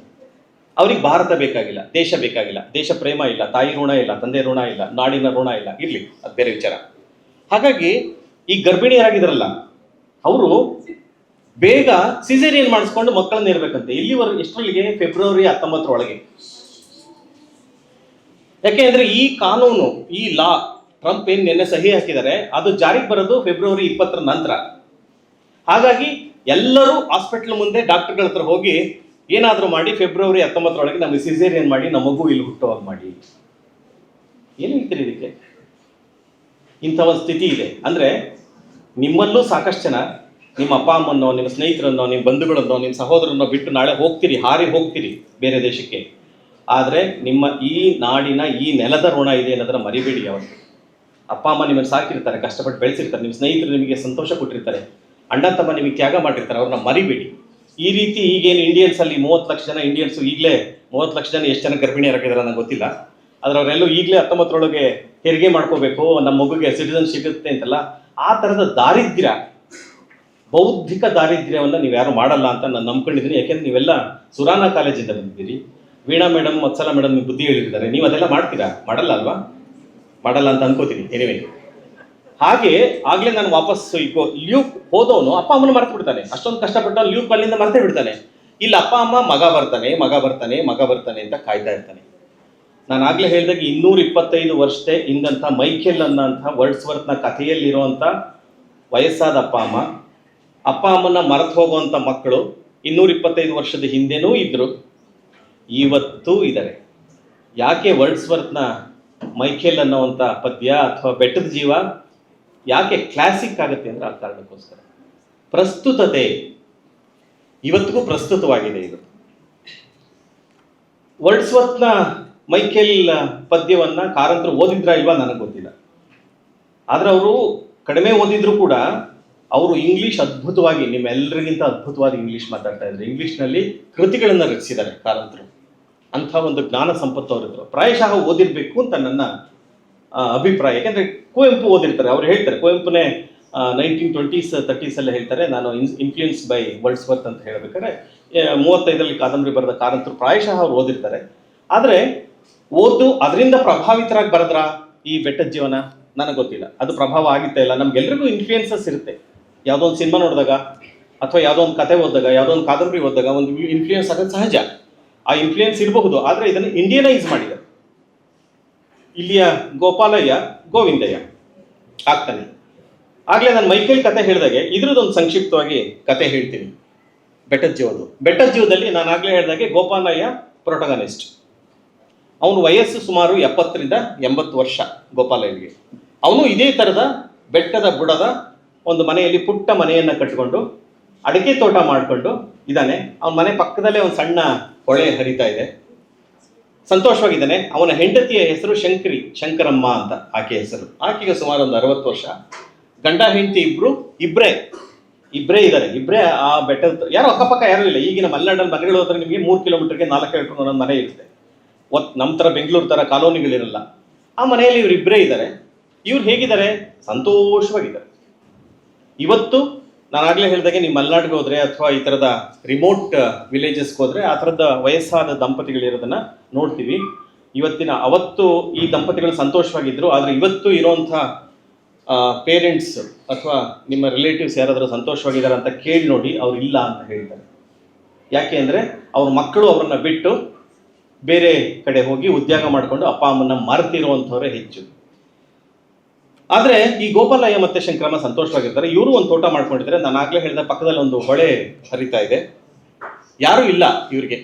ತೋಟದ ಕೆಲಸ ಮಾಡೋಕ್ಕೆ ಯಾವಾಗಲಾದ್ರೂ ಜನ ಬರ್ತಾರೆ, ಹೊರಟೋಗ್ತಾರೆ. ಆದರೂ ತೋಟ ಇದೆ. ಹೇಗೆ ಮೈಕೆಲ್ ಸಾಹಸ ಪ್ರವೃತ್ತಿಯನ್ನಾಗಿದ್ದ 1800 ಬರೆದಂಥ ವರ್ಡ್ಸ್ವರ್ತ್ನ ಕವಿ, ಹಾಗೆ ಇಲ್ಲಿಯ ಗೋಪಾಲಯ್ಯ ಕೂಡ ಅಡ್ವೆಂಚರಸ್ ಫೆಲೋ. ಹೇಗೆ ಅಂತಂದರೆ, ಈಗ ಒಂದೊಂದು ಅಡಿಗೂ ನಾವು ಜಗಳ ಮಾಡ್ತೀವಿ. ಬೆಂಗಳೂರಿನಲ್ಲಿ ಒಂದು ಅಡಿಗೆ ಇಲ್ಲಿ ಈ ಸುರಾನ ಅಕ್ಕಪಕ್ಕ ನೀವು ಮನೆ ಒಂದು ಅಡಿ ತಗೋಬೇಕು ಅಂದರೆ 25,000 ರೂಪಾಯಿ ಇರುತ್ತೆ. ಒಂದು ಅಡಿ ಅದಕ್ಕೂ ಸಿಗಲ್ವಾ? 25,000. ಬೆಂಗಳೂರಿನ ಹೊರಭಾಗದಲ್ಲಿ ಒಂದು 8-10 ರೂಪಾಯಿಗೆ ಸಿಗಬಹುದು, ಒಂದು 25 ಕಿಲೋಮೀಟರ್ ದೂರ ಹೋದರೆ. ಆದ್ರೆ ಅಲ್ಲಿ ಆಗಿರಲಿಲ್ಲ ಆಗಿನ ಕಾಲದಲ್ಲಿ. ಅವ್ನು ತೋಟ ಮಾಡ್ಕೋಬೇಕು ಅಂತಂದ್ರೆ ಯಾರಿಗೋ ಒಂದು ತಹಶೀಲ್ದಾರ್ಗೋ ಮತ್ತೊಬ್ಬರಿಗೆ ಹೇಳಿ ಒಂದಿಷ್ಟು ಬೇಲಿ ಹಾಕ್ಕೊಂಡು ಅದನ್ನು ಪಹಣಿ ಗಿಹಣಿ ಮತ್ತೊಂದು ಮಾಡ್ಕೊಂಡು ತನ್ನ ಜಾಗ ಬೆಳ್ಕೊಂಡು ಇರ್ತಾ ಇದ್ರು. ಇವ್ರಿಗೆ ಸಮಸ್ಯೆ ಇದ್ದಿದ್ದು ಅಕ್ಕಪಕ್ಕದವರಿಂದ ಅಲ್ಲ, ಕಾಡು ಪ್ರಾಣಿಗಳಿಂದ ಇವ್ರಿಗೆ ಸಮಸ್ಯೆ ಇತ್ತು. ಹುಲಿ ಬರ್ತಾ ಇತ್ತು, ಚಿರತೆ ಬರ್ತಾ ಇತ್ತು, ಆನೆ ಬರ್ತಾ ಇತ್ತು. ನವಿಲುಗಳನ್ನ ನಾವೆಲ್ಲ ತುಂಬ ಆನಂದವಾಗಿ ನೋಡ್ತೀವಲ್ಲ. ನವಿಲುಗಳು ಯಾವ ಕಾಳನ್ನೂ ಬಿಡಲ್ಲ. ನೀವು ಬೆಳೆದ ಕಾಳುಗಳನ್ನೆಲ್ಲ ತಿಂದು ಹಾಕ್ತವೆ ಅಂತ ರೈತರಿಗೆ ಕೇಳಿದ್ರೆ ಅವ್ರಿಗೆ ಕಷ್ಟ ಗೊತ್ತಾಗುತ್ತೆ. ಇವ್ರಿಗೆ ಸಮಸ್ಯೆ ಇದ್ದದ್ದು ಪ್ರಾಣಿಗಳಿಂದ. ಹಾಗಾಗಿ ಇವರೆಲ್ಲರೂ ನಮ್ಮ ಎಲ್ಲರ ಶತ್ರು ಹುಲಿ, ಸಿಂಹ, ಆನೆ ನಮ್ಮ ಶತ್ರು ಅಂತ ಇವರು ಅಂದುಕೊಂಡು ಅಲ್ಲಿ ಬದುಕ್ತಾ ಇದ್ರು ಗೋಪಾಲಯ್ಯ ಮತ್ತು ಶಂಕರಮ್ಮ. ಅವರಿಗೆ ಒಬ್ಬ ಮಗ ಇರ್ತಾನೆ. ಅವನ ಹೆಸರು ಶಂಭು ಅಂತ. ಈ ಶಂಭು ಚಿಕ್ಕ ವಯಸ್ಸಿನಲ್ಲೇ ಅಂದರೆ ಅವನು ಒಂದು 20-25 ವರ್ಷ ಆದಮೇಲೆ ಮನೆ ಬಿಟ್ಟು ಹೋಗ್ಬಿಟ್ಟಿದ್ದಾನೆ. ಯಾಕೆ ಮನೆ ಬಿಟ್ಟು ಹೋಗಿದ್ದಾನೆ ಯಾರಿಗೂ ಗೊತ್ತಿಲ್ಲ. ಮನೆಯಲ್ಲಿ ಇಲ್ಲ ಅವನು. 12 ವರ್ಷ ಆಗಿದೆ. ಎಲ್ಲೋಗಿದ್ದಾನೆ ಅಂತ ಗೊತ್ತಿಲ್ಲ. ಹಿಂತಿರುಗಿ ಬರ್ತಾನೆ ಅಂತ ಗೊತ್ತಿಲ್ಲ. ಬದುಕಿದಾನೋ ಸತ್ತಿದಾನೋ ಗೊತ್ತಿಲ್ಲ. ಆದರೆ ತಂದೆ ತಾಯಿಗಳಿಗೆ ಹೆತ್ತು ಮಕ್ಕಳಲ್ವಾ, ಇವತ್ತು ಬರ್ತಾನೆ ನಾಳೆ ಬರ್ತಾನೆ, ಇವತ್ತು ಬರ್ತಾನೆ ನಾಳೆ ಬರ್ತಾನೆ ಅಂತ ಈ ಗೋಪಾಲಯ್ಯ ಮತ್ತು ಶಂಕರಮ್ಮ ಕಾಯ್ತಾ ಇದ್ದಾರೆ ಮಗನಿಗೋಸ್ಕರ. 12 ವರ್ಷ ಆಗಿದೆ ಮನೆ ಬಿಟ್ಟು. ಇದು ಒಂದು ಪ್ರಿಮೈಸ್, ಕಥೆಯ ಪ್ರಿಮೈಸ್. ಇಲ್ಲಿ ಇನ್ನೊಂದು ಮುಖ್ಯವಾದ ಕ್ಯಾರೆಕ್ಟರ್ ಬರುತ್ತೆ, ಶಿವರಾಮಯ್ಯ ಅಂತ. ಶಿವರಾಮಯ್ಯ ಯಾರು ಅಂದರೆ ಕಾರಂತರೆ. ಅವ್ರ ಹೆಸರು ಶಿವರಾಮು ಆಗಿದ್ರೆ ಶಿವರಾಮು ಅವರು ಕಾರಂತ. ಆಗ ನಿಮ್ಗೆಲ್ರಿಗೂ ಇಲ್ಲಿರೋ ನಮ್ಗೆಲ್ರಿಗೂ ಗೊತ್ತಿಲ್ಲ, ಸ್ವಾತಂತ್ರ್ಯ ಚಳುವಳಿ ತುಂಬ ಸ್ಟ್ರಾಂಗ್ ಆಗಿದ್ದಂಥ ಕಾಲ. ಎಲ್ಲ ಯುವಕರುಗಳು, ಸ್ಟೂಡೆಂಟ್ಸು, ವಿದ್ಯಾರ್ಥಿಗಳು ಎಲ್ಲರೂ ಸ್ವಾತಂತ್ರ್ಯ ಹೋರಾಟದಲ್ಲಿ ಭಾಗಿಯಾಗ್ತಾ ಇದ್ರು. ಶಿವರಾಮಯ್ಯ ಕೂಡ ಸ್ವಾತಂತ್ರ್ಯ ಹೋರಾಟದಲ್ಲಿ ಆಸಕ್ತಿ ಅವನಿಗೆ. ಸ್ವಾತಂತ್ರ್ಯ ಹೋರಾಟಕ್ಕೋಸ್ಕರ ಹೋರಾಟ ಮಾಡ್ತಾ ಇರ್ತಾನೆ. ಸ್ವಾತಂತ್ರ್ಯ ಹೋರಾಟಗಾರರನ್ನ ಕಂಡ್ರೆ ಬ್ರಿಟಿಷರು ಅವ್ರನ್ನ ಶತ್ರುಗಳು ಹಾಗೆ ನೋಡ್ತಾ ಇರ್ತಾರೆ. ಅದು ಅನೈತಿಕ ಚಟುವಟಿಕೆ, ರಾಷ್ಟ್ರ ವಿರೋಧಿ ಚಟುವಟಿಕೆ ಅಂತ ಅನ್ಕೋತಾ ಇರ್ತಾರೆ. ಆ ಶಿವರಾಮಯ್ಯ ಅದೇ ಕುಕ್ಕೆ ಸುಬ್ರಹ್ಮಣ್ಯಕ್ಕೆ ಬಂದಿದ್ದಾನೆ. ಅವನಿಗೆ ಅವತ್ತು ಬೇರೆ ಯಾವುದೋ ಊರಿಗೆ ಹೋಗ್ಬೇಕಾಗಿದೆ, ಪಂಜ ಅಂತ. ಅವೆಲ್ಲ ಆ ಪ್ರದೇಶಗಳಿದ್ದಾವೆ, ನೀವು ಹೋದ್ರು ನೋಡ್ಬೋದು. ಪಂಜ ಅಂತ ಹೋಗ್ಬೇಕಾಗುತ್ತೆ. ಸಂಜೆ ಆಗಿರುತ್ತೆ, ನಡ್ಕೊಂಡು ಹೋಗ್ತಾ ಇರ್ತಾನೆ. ಕಾಡಿನಲ್ಲಿ ದಾರಿ ತಪ್ಪಿಡ್ತಾನೆ. ಕತ್ಲೆ ಆಗ್ತಾ ಇದೆ, ಹೇಗೆ ಮಾಡೋದು ಅಂತ ಗೊತ್ತಿಲ್ಲ. ಎಲ್ಲಿ ಹೋಗೋದು, ಏನು ಮಾಡೋದು? ಕಾಡಲ್ಲಿ ನಿಮಗೆ ಕಾಡು ತಪ್ಪಿಸ್ಕೊಂಡ್ರೆ ಗೊತ್ತಾಗುತ್ತೆ. ನಾವು ಅಂದ್ಕೊಂಡಷ್ಟು ಸರಳ ಅಲ್ಲ. ಅಲ್ಲೇನು ಕಾಲ್ದಾರಿನೂ ಇಲ್ಲ, ರಸ್ತೆನೂ ಇರಲ್ಲ. ತಪ್ಪಿಸ್ಕೊಂಡು ಏನು ಮಾಡೋದು ಅಂತ ಇರುವಾಗ ಅಲ್ಲಿ ಯಾವುದೋ ಊರಿಗೆ ಹೋದಂಥ ಇಬ್ಬರು ಅಲ್ಲಿಯ ಲೋಕಲೈಟ್ಸ್ ನಡ್ಕೊಂಡು ಹೋಗ್ತಾ ಇರ್ತಾರೆ. ಅವ್ರು ಹಾಡು ಹೇಳ್ಕೊಂಡು ನಡ್ಕೊಂಡು ಹೋಗ್ತಾ ಇರ್ತಾರೆ. ಯಾವುದೋ ಒಂದು ಜಾನಪದ ಪದ್ಯವನ್ನು ಹಾಡ್ಕೊಂಡು ನಡ್ಕೊಂಡು ಹೋಗ್ತಿರ್ತಾರೆ. ಇವನು ಅವ್ರನ್ನ ಕೂಗಿ ನಿಲ್ಲಿಸ್ತಾನೆ. ನಾನು ಪಂಜಾಗೆ ಹೋಗ್ಬೇಕಾಯ್ತು ಅಂತಾರೆ. ಅಯ್ಯೋ, ಪಂಜಾ ಹೋಗ್ತಾ ಇರೋದು ನೀವು ಆಪೋಸಿಟ್ ಹೋಗ್ತಾ ಇದ್ರಿ, ಅದು ಹೋಗ್ಬೇಕಾಯ್ತು ಬಲಗಡೆ ಹೋಗ್ಬೇಕಾಯ್ತು, ನೀವು ಎಡಗಡೆ ಹೋಗ್ತಾ ಇದ್ರಿ. ಮತ್ತು ಈಗ ಹೋಗ್ಬೇಕಲ್ಲ, ಈಗ ಹೋಗಕ್ಕೆ ಸಾಧ್ಯ ಇಲ್ಲ. ಈ ರಸ್ತೆಯಲ್ಲಿ ಆನೆಗಳು ಮತ್ತು ಕಾಡು ಪ್ರಾಣಿಗಳ ಕಾಟ ಇದೆ, ನೀವು ಹೋಗೋಕ್ಕಾಗಲ್ಲ. ಮತ್ತೇನು ಮಾಡಲಿ ನಾನು? ಇಲ್ಲೇ ಎಲ್ಲಾದರೂ ಅಕ್ಕಪಕ್ಕದಲ್ಲಿ ಉಳ್ಕೊಂಡಿದ್ದು, ನಾಳೆ ಬೆಳಗ್ಗೆ ಹೋಗಿ ಅಂತಾನೆ. ಉಳ್ಕೊಳ್ಳೋಕೆ ಇಲ್ಲಿ ಏನಾದ್ರು ಮನೆ ಇದೆಯಾ, ಯಾವ್ದಾದ್ರು ಹೋಟೆಲ್ ಇದೆಯಾ ಅನ್ನೋ ಥರದ್ದೇನು ಕೇಳ್ತಾನೋ. ಇಲ್ಲ, ಆ ಥರದ್ದೆಲ್ಲ ಇಲ್ಲ ಸ್ವಾಮಿ, ಯಾರ ಮನೆಯಲ್ಲಿ ಬೇಕಾದರೂ ನೀವು ಹೋಗ್ಬೋದು. ಜಸ್ಟ್ ಇಮ್ಯಾಜಿನ್, ಇವತ್ತು ನಿಮ್ಮ ಮನೆಗೆ ಯಾರಾದರೂ ಬಂದು ಡೆಲಿವರಿ ಮಾಡೋಕ್ಕೆ ಬಂದರೆ ಅವ್ರನ್ನೇ ಅನುಮಾನಿಸ್ತೀವಿ ನಾವು. 2 ಡೋರ್ ಹಾಕೊಂಡಿರ್ತೀವಿ. ಆ ಡೋರ್ನ ಇದರಿಂದ ನಮ್ಮ ಡೆಲಿವರಿ ತಗೋತೀವಿ, ಯಾರನ್ನೋ ಒಳಗೆ ಬಿಟ್ಕೊಳ್ಳೋದು ಅಲ್ವಾ, ವಿ ಡೋಂಟ್ ಬಿಲೀವ್, ಯಾರು ನಂಬಲ್ಲ ನಾವು, ಯಾರು ಕಳ್ಳಿರ್ತಾರೋ ಯಾರು ಏನೋ ಆಗಿರ್ತಾರೋ ಗೊತ್ತಿಲ್ಲ. ಆದ್ರೆ ಆ ಕಾಲದಲ್ಲಿ ಯಾರ ಮನೆಗೆ ಹೋದ್ರೂ ಅವ್ರಿಗೆ ಆತಿಥ್ಯ ಕರ್ಕೊಂಬಂದು ಊಟ ಹಾಕಿ ಮಲ್ಕೊಳ್ಳಿ ಅಂತ ಹೇಳಿ ಬೆಳಿಗ್ಗೆ ಕಳಿಸ್ಕೊಡ್ತಾ ಇದ್ದಂಥ ಕಾಲ ಅದು. ಬನ್ನಿ, ನೀವು ಇನ್ನೂ ನೋಡಿದ್ರೆ ವಿದ್ಯಾವಂತರ ಹಾಕಿ ಕಾಣ್ತಾ ಇದ್ರಿ.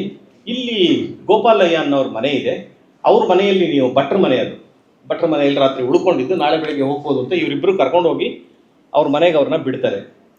ಬಿಟ್ಟರೆ ಗೋಪಾಲಯ್ಯ ಅಲ್ಲಿ ಬೆಳಿಗ್ಗೆ ಒಂದ್ಸರಿ ಸ್ನಾನ ಮಾಡ್ತಾ ಇರ್ತಾರೆ, ಸಂಜೆ ಒಂದ್ಸರಿ ಸ್ನಾನ ಮಾಡ್ತಾ ಇರ್ತಾರೆ. ಆತ ಪ್ರತಿನಿತ್ಯ ಎಣ್ಣೆ ಸ್ನಾನ ನೀವೆಲ್ಲ ನೋಡಿದ್ರೆ ಇಲ್ಲೋ ಗೊತ್ತಿಲ್ಲ. ನಮ್ಗಳಿಗೆಲ್ಲ ಯುಗಾದಿ ಹಬ್ಬ ಬಂದ್ರೆ ಎಣ್ಣೆ ಸ್ನಾನ ಮಾಡಿಸ್ತಾ ಇದ್ರಿ, ಈ ಯುಗಾದಿ ಹಬ್ಬಕ್ಕೂ ಯಾರು ಎಣ್ಣೆ ಸ್ನಾನ ಮಾಡಲ್ಲ. ಈಗೆಲ್ಲ ಮಸಾಜ್ ಪಾರ್ಲರ್ಗಳಿಗೆ ಅಲ್ಲಿ ಹೋಗ್ತೀವಿ, ಆದ್ರೆ ಆಗ ಮನೆಯೇ ಮಸಾಜ್ ಪಾರ್ಲರ್ ಆಗಿರ್ತಾ ಇತ್ತು. ಹಿರಿಯರು ಯಾರಾದರೂ ಅಜ್ಜಿನೋ ಇದ್ರೆ ತಲೆಗೆ ಎಣ್ಣೆ ತಟ್ಟಿ ಮೈಯೆಲ್ಲ ಹಾಕೊಂಡು ಬಿಸಿಲಲ್ಲಿ ನಿಂತ್ಕೊಂಡು, ಅದ್ರ ಆನಂದವೇ ಆನಂದ. You just can't compare with this any ಅಭ್ಯಂಜನ, ಎಣ್ಣೆಯ ಅಭ್ಯಂಜನ, ತೈಲಾಭ್ಯಂಜನ ಅಂತ ಕರಿತಾ ಇದ್ರು. ಅವರು ಎಣ್ಣೆ ಹಾಕ್ಕೊಂಡು ಹೊರಗಡೆ ದೊಡ್ಡ ಒಂದು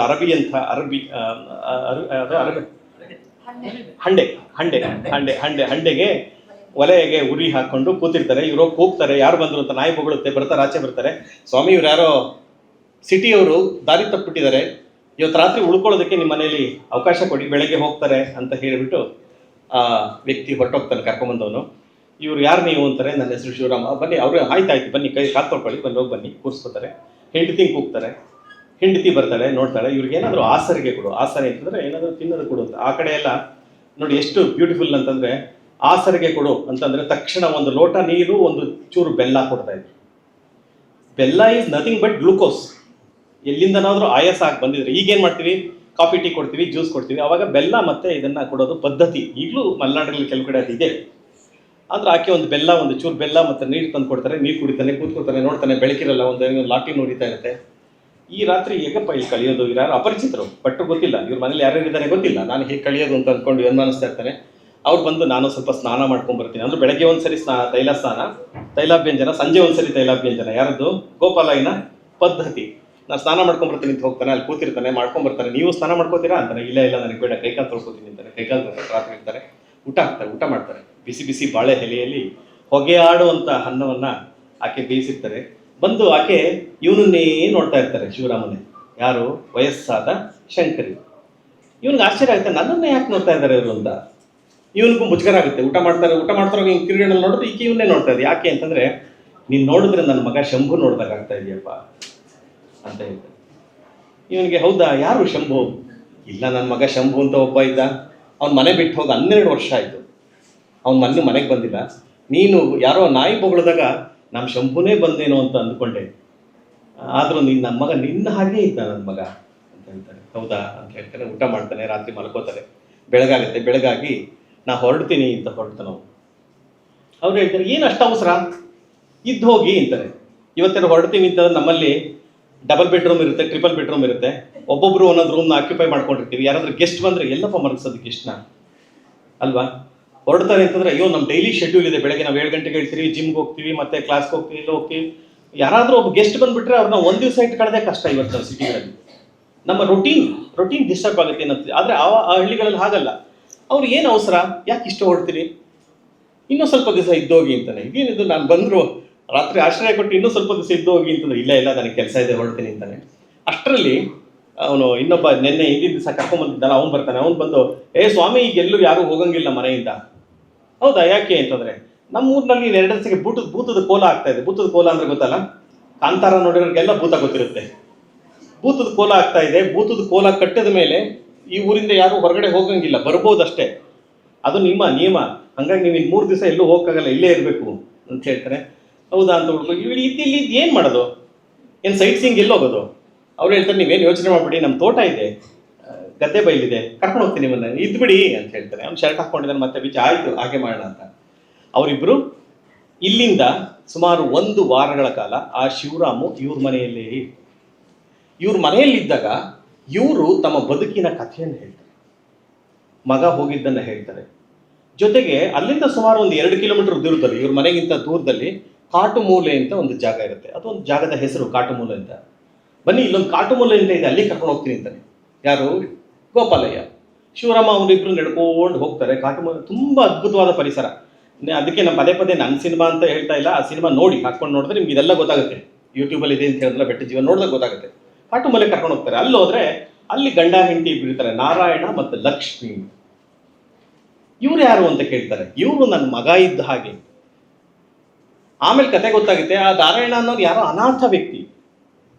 ಅನಾಥನನ್ನ ಕರೆದುಕೊಂಬಂದು ಅವನಿಗೊಂದು ತೋಟ ಮಾಡಿಕೊಟ್ಟು, ಈ ತೋಟ ನೀನು ನೋಡ್ಕೊ ಅಂತ ಹೇಳಿ ಅವನಿಗೊಂದು ಮದುವೆ ಮಾಡಿದ್ದಾರೆ. ಅವ್ರು ಸಿನಿಮಾ ಹಾಕೇ ಬಿಟ್ರಲ್ಲ. ನೈಸ್, ಕಾಣಿಸ್ತಾ ಇದೆಯಾ? ಅದೇ ಗೋಪಾಲಯ್ಯ ಗಡ್ಡ ಬಿಟ್ಕೊಂಡಿದಾರಲ್ಲ, ಆತ ಸುಚೇಂದ್ರ ಪ್ರಸಾದ್, ಅವರೇ ಶಿವರಾಮು. ಅಲ್ಲಿ ಇನ್ನೊಂದು ಕಾಣ್ತಾ ಇರೋಂಥದ್ದು ಲಕ್ಷ್ಮಿ, ಈಗ ಹೇಳಿದ್ನಲ್ಲ ನಾರಾಯಣ ಮತ್ತು ಲಕ್ಷ್ಮಿ, ಅವರು. ಇಲ್ಲೂ ಅದೇ ಇದೆ ಅಂತ ಕಾಣುತ್ತೆ. ಬೇಕಾದ್ರೆ ಸಾಧ್ಯ ಆದರೆ ಯೂಟ್ಯೂಬಲ್ಲಿ ಅದ್ರ ಟ್ರೈಲರ್ ಇದೆ, ಯಾವಾಗಲಾದ್ರೂ ಮಧ್ಯೆ ಇಲ್ಲಿ ಪ್ಲೇ ಮಾಡೋಕ್ಕೆ ಸಾಧ್ಯ ಆದರೆ 1-2 ನಿಮಿಷ ಪ್ಲೇ ಮಾಡಿದ್ರೆ ನಿಮ್ಗೆ ಇನ್ನೊಂದಷ್ಟು ಗೊತ್ತಾಗುತ್ತೆ. ಇದೆಯಾ ಯೂಟ್ಯೂಬ್ ಕನೆಕ್ಷನ್ ಇದೆಯಾ ಟ್ರೈಲರ್ದು? ಇದ್ರೆ ಮಾಡಿ, ಅನಿವಾರ್ಯ ಅಲ್ಲ. ಆದರೆ ನಾನು ಹೇಳೋ ಕತೆಗೆ ನಿಮಗೆ ಈಸಿಲಿ ಯೂಟ್ಯೂಬಲ್ಲಿ ಇದೆ. ಸಿನಿಮಾನೇ ಇದೆ. ಸಿನಿಮಾ ಹಾಕಿದ್ರೆ 2 ಗಂಟೆ ಆಗುತ್ತೆ, ನೋಡೋಕ್ಕಾಗಲ್ಲ. ಸಿನಿಮಾ ಆಮೇಲೆ ಹಾಕಿ. ಮೇಸ್ಟ್ ನೋಡಿ ತಗ್ಲಾಕಿದ್ರು, ನೀವು ನೋಡಲ್ಲ ಅಂತ ಅಂದ್ಬಿಟ್ಟು ಅಸೈನ್ಮೆಂಟೇ ಹಾಕಿದ್ರು. ಅದನ್ನ ಸುಮ್ಮನೆ ನೋಡಿದ್ರು ನೋಡಲ್ಲ. ಅಸೈನ್ಮೆಂಟ್ ಆದ್ರೆ ಮಾರ್ಕ್ಸ್ ಬರುತ್ತಲ್ಲ ಅಂತ ನೋಡಿ ಲಾಕ್ ಆಗೋಯ್ತು. ಓಕೆ, ಮುಂದುವರಿಸ್ತಾ ಮಾತು. ಬೋರ್ ಆಗ್ತಾ ಇದೆಯಾ? ಇಲ್ಲ ಅಂತಾನು ಜೋರಾಗಿ ಹೇಳ್ತಾ ಇಲ್ಲ, ಏನೋ ಆಗ್ತಾ ಇರಂಗಿದೆ. ಏನ್ ಮೇಡಮ್ ಹೇಳಿದ್ರು ಅಂತ ಹೇಳ್ತಾ ಇದ್ರೆ ನಾನು ಹೇಳಿದ್ರು ಅಂತ ಹೇಳ್ತಾರೆ. ಎನಿವೆ, ಓಕೆ, ಸೈಲೆನ್ಸ್, ಮಾತಾಡ್ಬೇಡಿ. ನೀವು ಮಾತಾಡದೇ ಇದ್ರೆ ಇನ್ನು 15 ನಿಮಿಷದಲ್ಲಿ ಮುಗಿಸ್ತೀನಿ. ಮಾತಾಡಿದ್ರೆ ಅರ್ಧ ಗಂಟೆ ತಗೋತೀನಿ. ಯೋಚನೆ ಮಾಡಿ, ಚಾಯ್ಸ್ ಈಸ್ ಯುವರ್ಸ್. ಯಾಕೆ ತೋಟಕ್ಕೆ ಕರ್ಕೊಂಡು ಹೋಗ್ತಾರೆ. ನಾರಾಯಣ ಲಕ್ಷ್ಮಿ ಅವ್ರಿಬ್ರು ಮಕ್ಕಳಿರ್ತಾರೆ. ಯಾರೋ ಅನಾಥರನ್ನ ಮಕ್ಕಳ ಹಾಗೆ ನೋಡ್ಕೋತಾರೆ. ಇವನಿಗೊಂದು ಪಾಠ ಕಲಿತಾನೆ ಶಿವರಾಮ ಅಲ್ಲಿಂದ. ಅಂದ್ರೆ ಮಗ ಇಲ್ಲ ಮನೆಯಿಂದ ಹೋಗಿದ್ದಾನೆ. ಯಾರನ್ನೋ ಒಬ್ಬ ಅನಾಥರನ್ನ ಕರ್ಕೊಂಡ್ಬಂದು ಅವನಿಗೆ ಮದುವೆ ಮಾಡಿ ಅವನಿಗೆ ಸಂಸಾರ ಕಟ್ಟಿಕೊಟ್ಟು ಮಕ್ಕಳ ಹಾಗೆ ನೋಡ್ಕೋತಾ ಇದ್ದಾರೆ ಅಂತ. ಸೊ ಇದಾಗುತ್ತೆ. ಇಲ್ಲಿ ಅದ್ಭುತವಾಗಿ ಈ ಕೃತಿಯಲ್ಲಿ, ಅದು ಕಾದಂಬರಿನೂ ಸೇರಿಸ್ಕೊಂಡು ಹೇಳ್ತಾ ಇದ್ದೀನಿ, ಸಿನಿಮಾನು ಸೇರ್ಕೊಂಡು ಹೇಳ್ತಾ ಇದ್ದೀನಿ. ನೀವು ಗಮನಿಸ್ಬೇಕಾದ್ದೇನು ಅಂತಂದ್ರೆ, ಸಿನಿಮಾ ಯಾವಾಗ್ಲಾದ್ರು ನೋಡ್ತಿರಲ್ಲ, ನೋಡಿದಾಗ ನೀವು ಗಮನಿಸ್ಬೇಕು ಅಂತಂದ್ರೆ, ಗಂಡ ಹೆಂಡತಿ, ಹಸ್ಬೆಂಡ್ ಅಂಡ್ ವೈಫ್, ಅವರ ರಿಲೇಶನ್ಶಿಪ್ ಯಾವ ತರಹದ್ದು. 60 ವರ್ಷದ 70 ವರ್ಷದ ಹಸ್ಬೆಂಡ್ ಅಂಡ್ ವೈಫ್ ಲೈಫ್ ಹೇಗಿರುತ್ತೆ, ಅವ್ರ ಯೋಚನೆಗಳು ಹೇಗಿರುತ್ತೆ. ಹಾಗೆ ಇಲ್ಲಿ 30 ವರ್ಷದ ನಾರಾಯಣ ಮತ್ತು ಲಕ್ಷ್ಮಿ ಅವರ ಬದುಕು ಹೇಗಿರುತ್ತೆ, ಅವರ ಹಸ್ಬೆಂಡ್ ಅಂಡ್ ವೈಫ್ ಅವರ ಲೈಫ್ ಹೇಗಿದೆ ಅನ್ನೋದನ್ನ ತುಂಬಾ ಚೆನ್ನಾಗಿ ಮಾಡಿದ್ದಾರೆ. ನಾವು ಯಾವಾಗಲೂ ಅನ್ಕೋತೀವಿ ಈ 2 ಕುಟುಂಬಗಳಿದೆ, ನಾರಾಯಣ ಲಕ್ಷ್ಮಿ ಮತ್ತೆ ಗೋಪಾಲ್ ಶಂಕರಯ್ಯ, 2 ಫ್ಯಾಮಿಲಿ ಇದೆ. ಒಂದು ಓಲ್ಡ್ ಕಪಲ್, ಇನ್ನೊಂದು ಯಂಗ್ ಕಪಲ್. ಮದುವೆ ಆದಾಗ ನಿಮ್ಮಲ್ಲಿ ಯಾರೂ ಮದುವೆ ಆಗಿಲ್ಲ ಮೇಷ್ಟ್ಗಳನ್ನು ಬಿಟ್ಟು ಅಲ್ವಾ? ಏನಾದ್ರು ಆಗಿದೆಯಾ? ತಪ್ಪಿಲ್ಲ. ಓಕೆ, ಆಮೇಲೆ ನಿಮಗೆ ಗೊತ್ತಾಗುತ್ತೆ ಮದುವೆ ಆದಾಗ ಗಂಡ ಹೆಂಡತಿಯ ಸಂಬಂಧ ಯಾವ ತರಹದ್ದು. ಅಪ್ಪ ಅಮ್ಮನ ಸಂಬಂಧ ನಮಗೆ ಗೊತ್ತಿರುತ್ತೆ, ಅಣ್ಣ ತಮ್ಮನ ಸಂಬಂಧ ಗೊತ್ತಿರುತ್ತೆ, ಸ್ನೇಹಿತರ ಸಂಬಂಧ ಗೊತ್ತಿರುತ್ತೆ. ಹಸ್ಬೆಂಡ್ ಅಂಡ್ ವೈಫ್ ಹೇಗೆ, ಯಾವ ಥರ ಸಂಬಂಧ ಅದು. ಈಗ ಯಾರಾದರೂ ಮದುವೆ ಆಗಬೇಕು ಅಂದ್ರೆ ಲಕ್ಷಣವಾಗಿರೋ ನೋಡ್ತಾರೆ. ಲಕ್ಷಣವಾದ ಹುಡುಗಿ ಬೇಕಪ್ಪ, ಹ್ಯಾಂಡ್ಸಮ್ ಆಗಿರೋ ಹುಡುಗ ಬೇಕಪ್ಪ.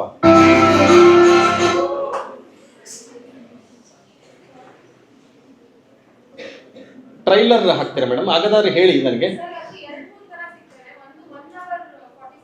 ಅದು ಸಿನಿಮಾ, ಅದು ಬೇಡ.